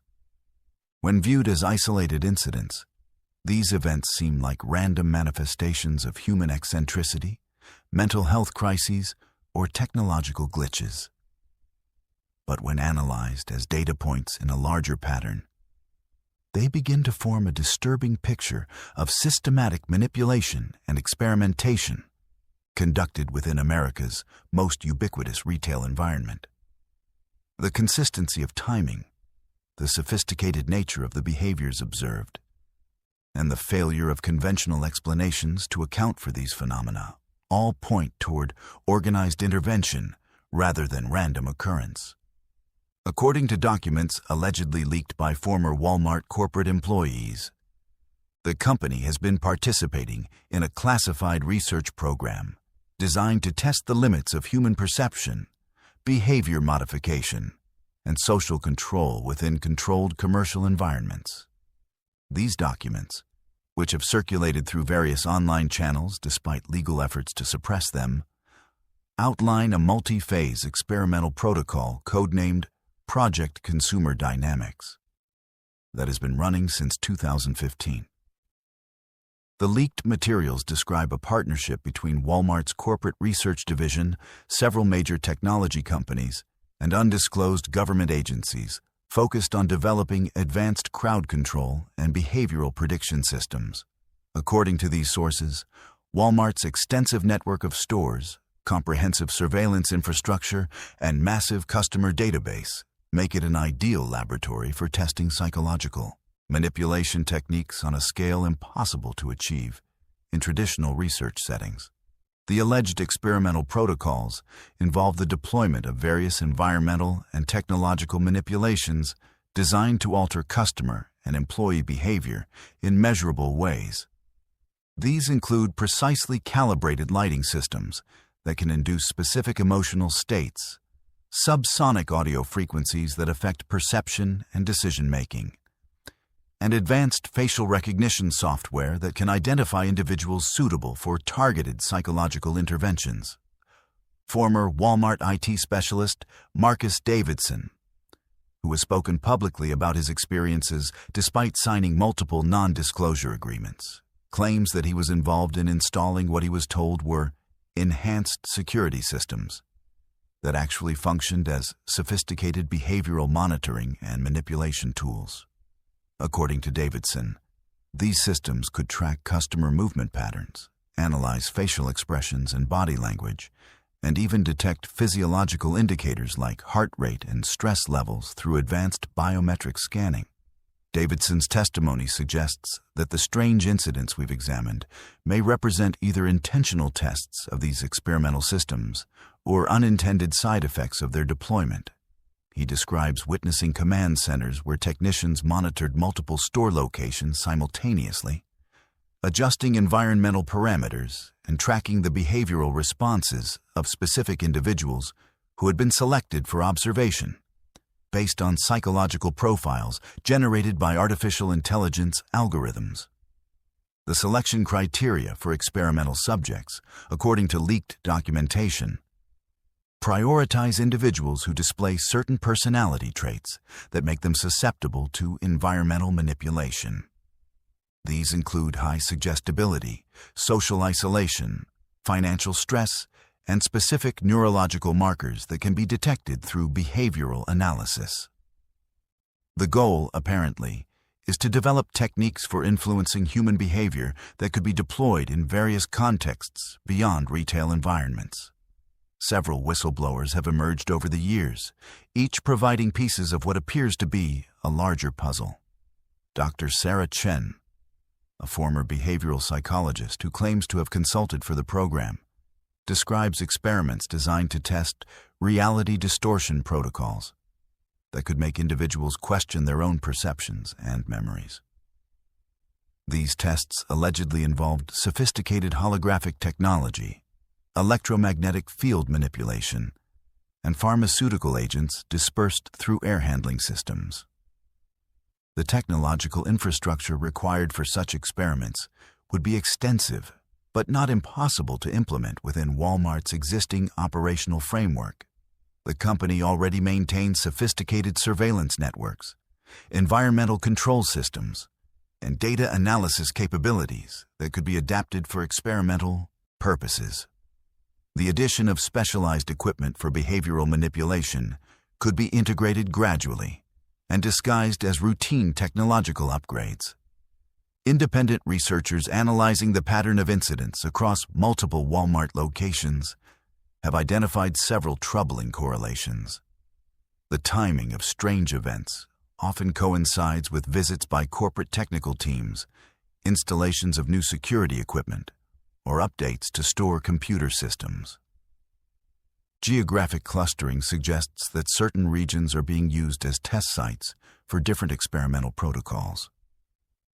Most disturbing, many of the individuals involved in these incidents report subsequent changes in their behavior, memory, and perception that persist long after their Walmart encounters.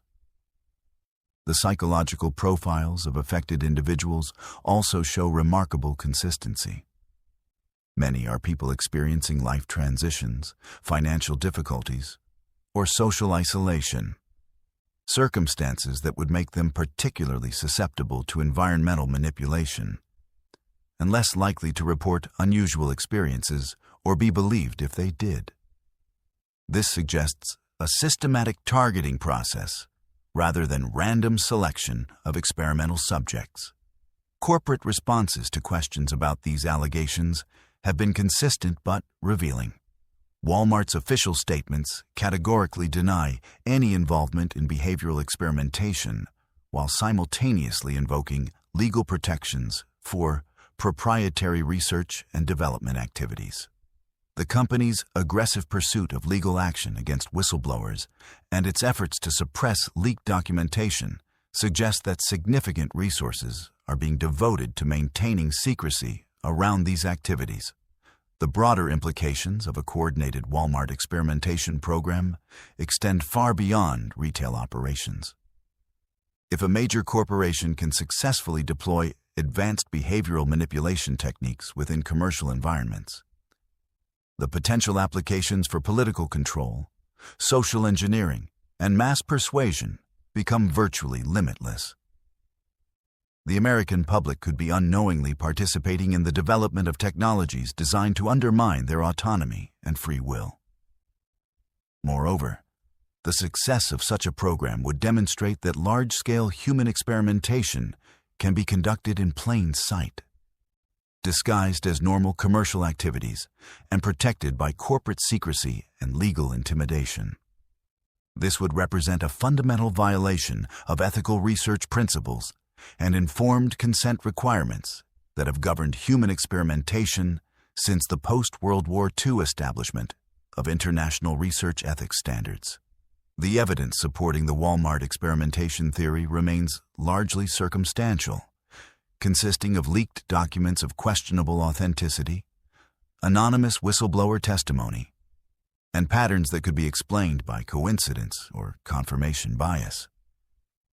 However, the consistency and sophistication of the reported phenomena, combined with the documented history of corporate and government involvement in unethical human experimentation, make these allegations impossible to dismiss entirely. As we've seen throughout these stories, the line between ordinary retail experience and extraordinary psychological manipulation may be thinner than most people realize. Whether these incidents represent the visible effects of a coordinated experimental program, or simply the strange accidents that occur when millions of people interact within artificial commercial environments on a daily basis, they serve as a reminder that our most mundane activities may be far from mundane in their implications for human consciousness and social control. The truth about what's really happening in America's Walmart stores may never be fully revealed. But the questions raised by these incidents demand serious consideration. In an age of unprecedented surveillance technology, artificial intelligence, and corporate power, the possibility that our shopping trips are being used as opportunities for psychological experimentation is no longer the stuff of science fiction. It may be the hidden reality of contemporary American life. Let's move to our 11th and final story.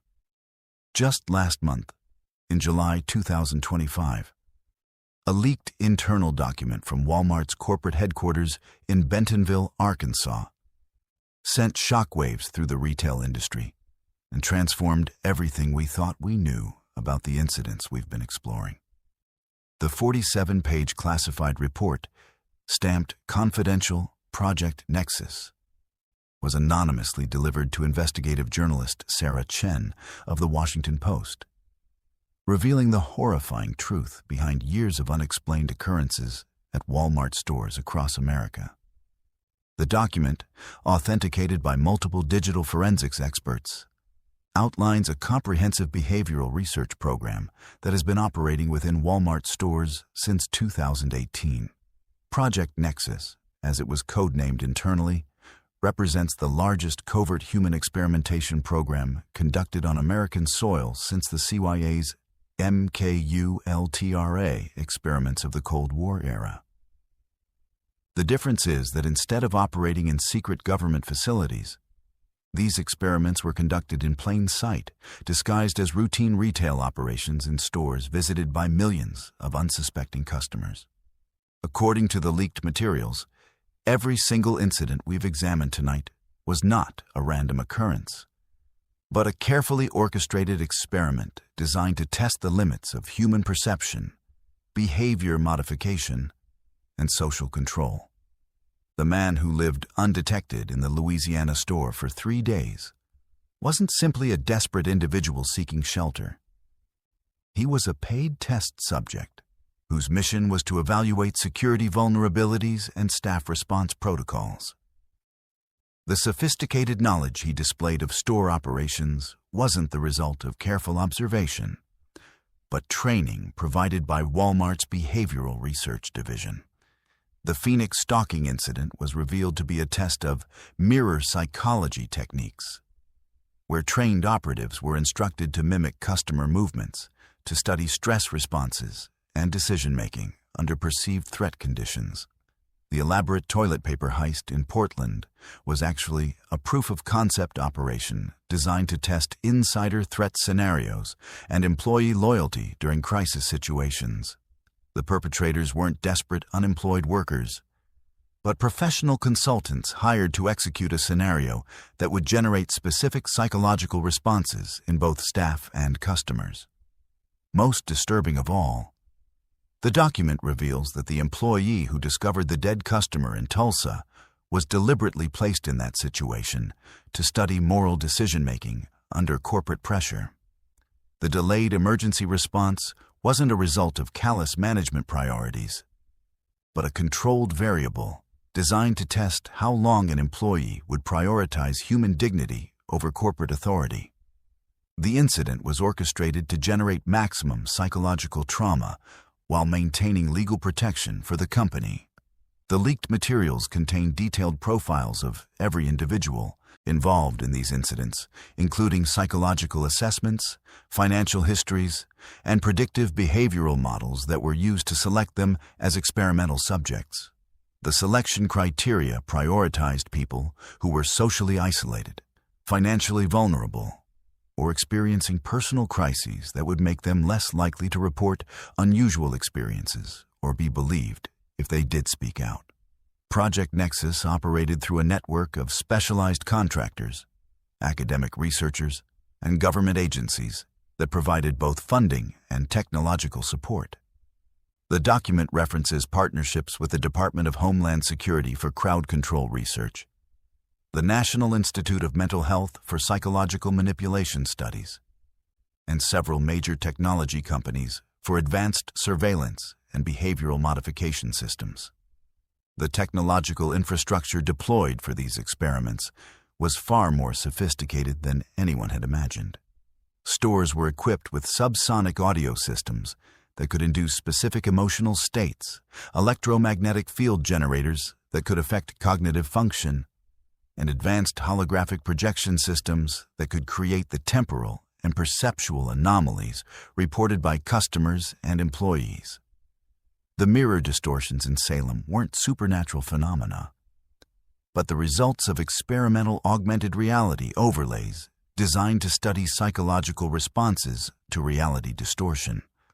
The Roswell security footage showing impossible simultaneous appearances wasn't evidence of paranormal activity, but documentation of holographic projection tests designed to evaluate how people respond to experiences that challenge their understanding of physical reality.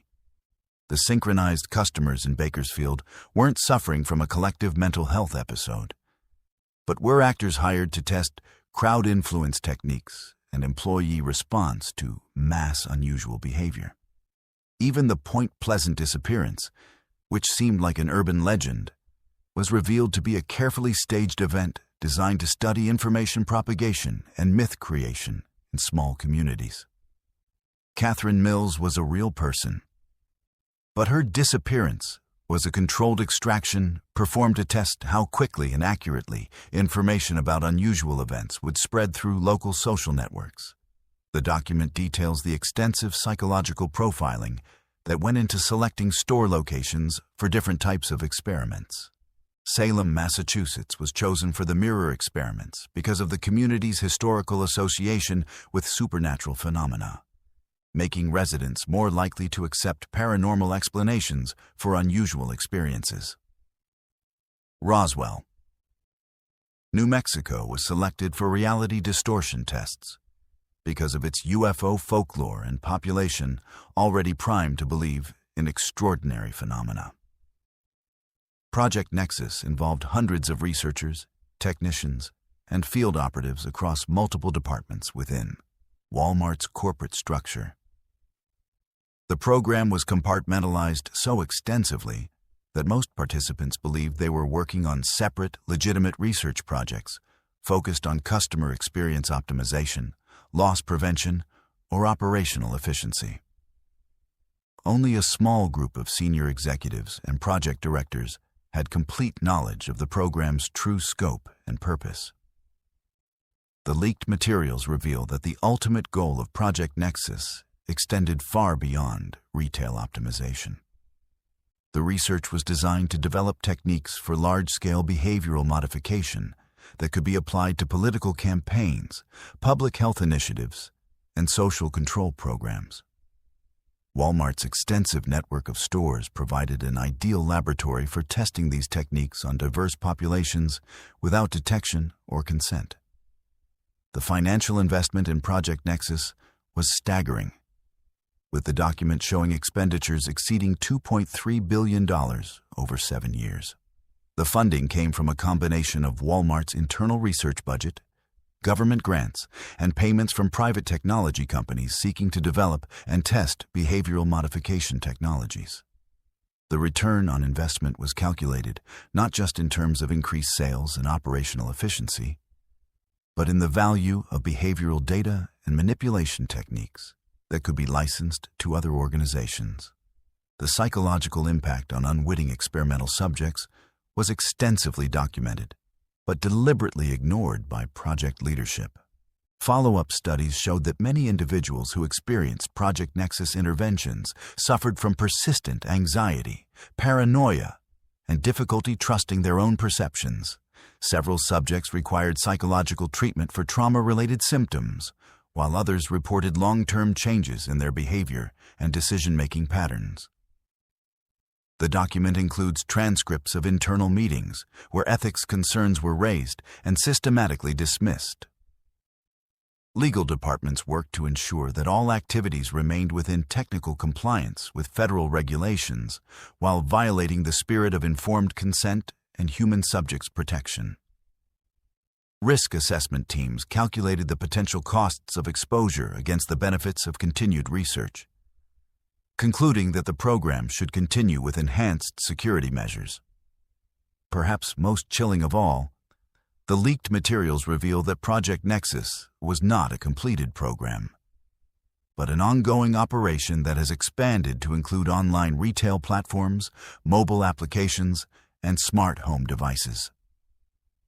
The techniques developed and tested in physical stores are now being deployed across Walmart's entire digital ecosystem, affecting millions of customers who have no awareness that their online shopping experiences are being manipulated for research purposes.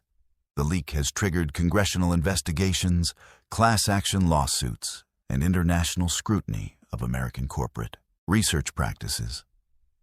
Walmart's stock price plummeted by 23% in the days following the document's publication, and several senior executives have resigned amid the growing scandal. The company's official response has been to deny the authenticity of the leaked materials while launching an internal investigation to identify the source of the leak. For those of us who have been following these strange incidents over the years, the Project Nexus revelation provides answers to questions we didn't even know we should be asking.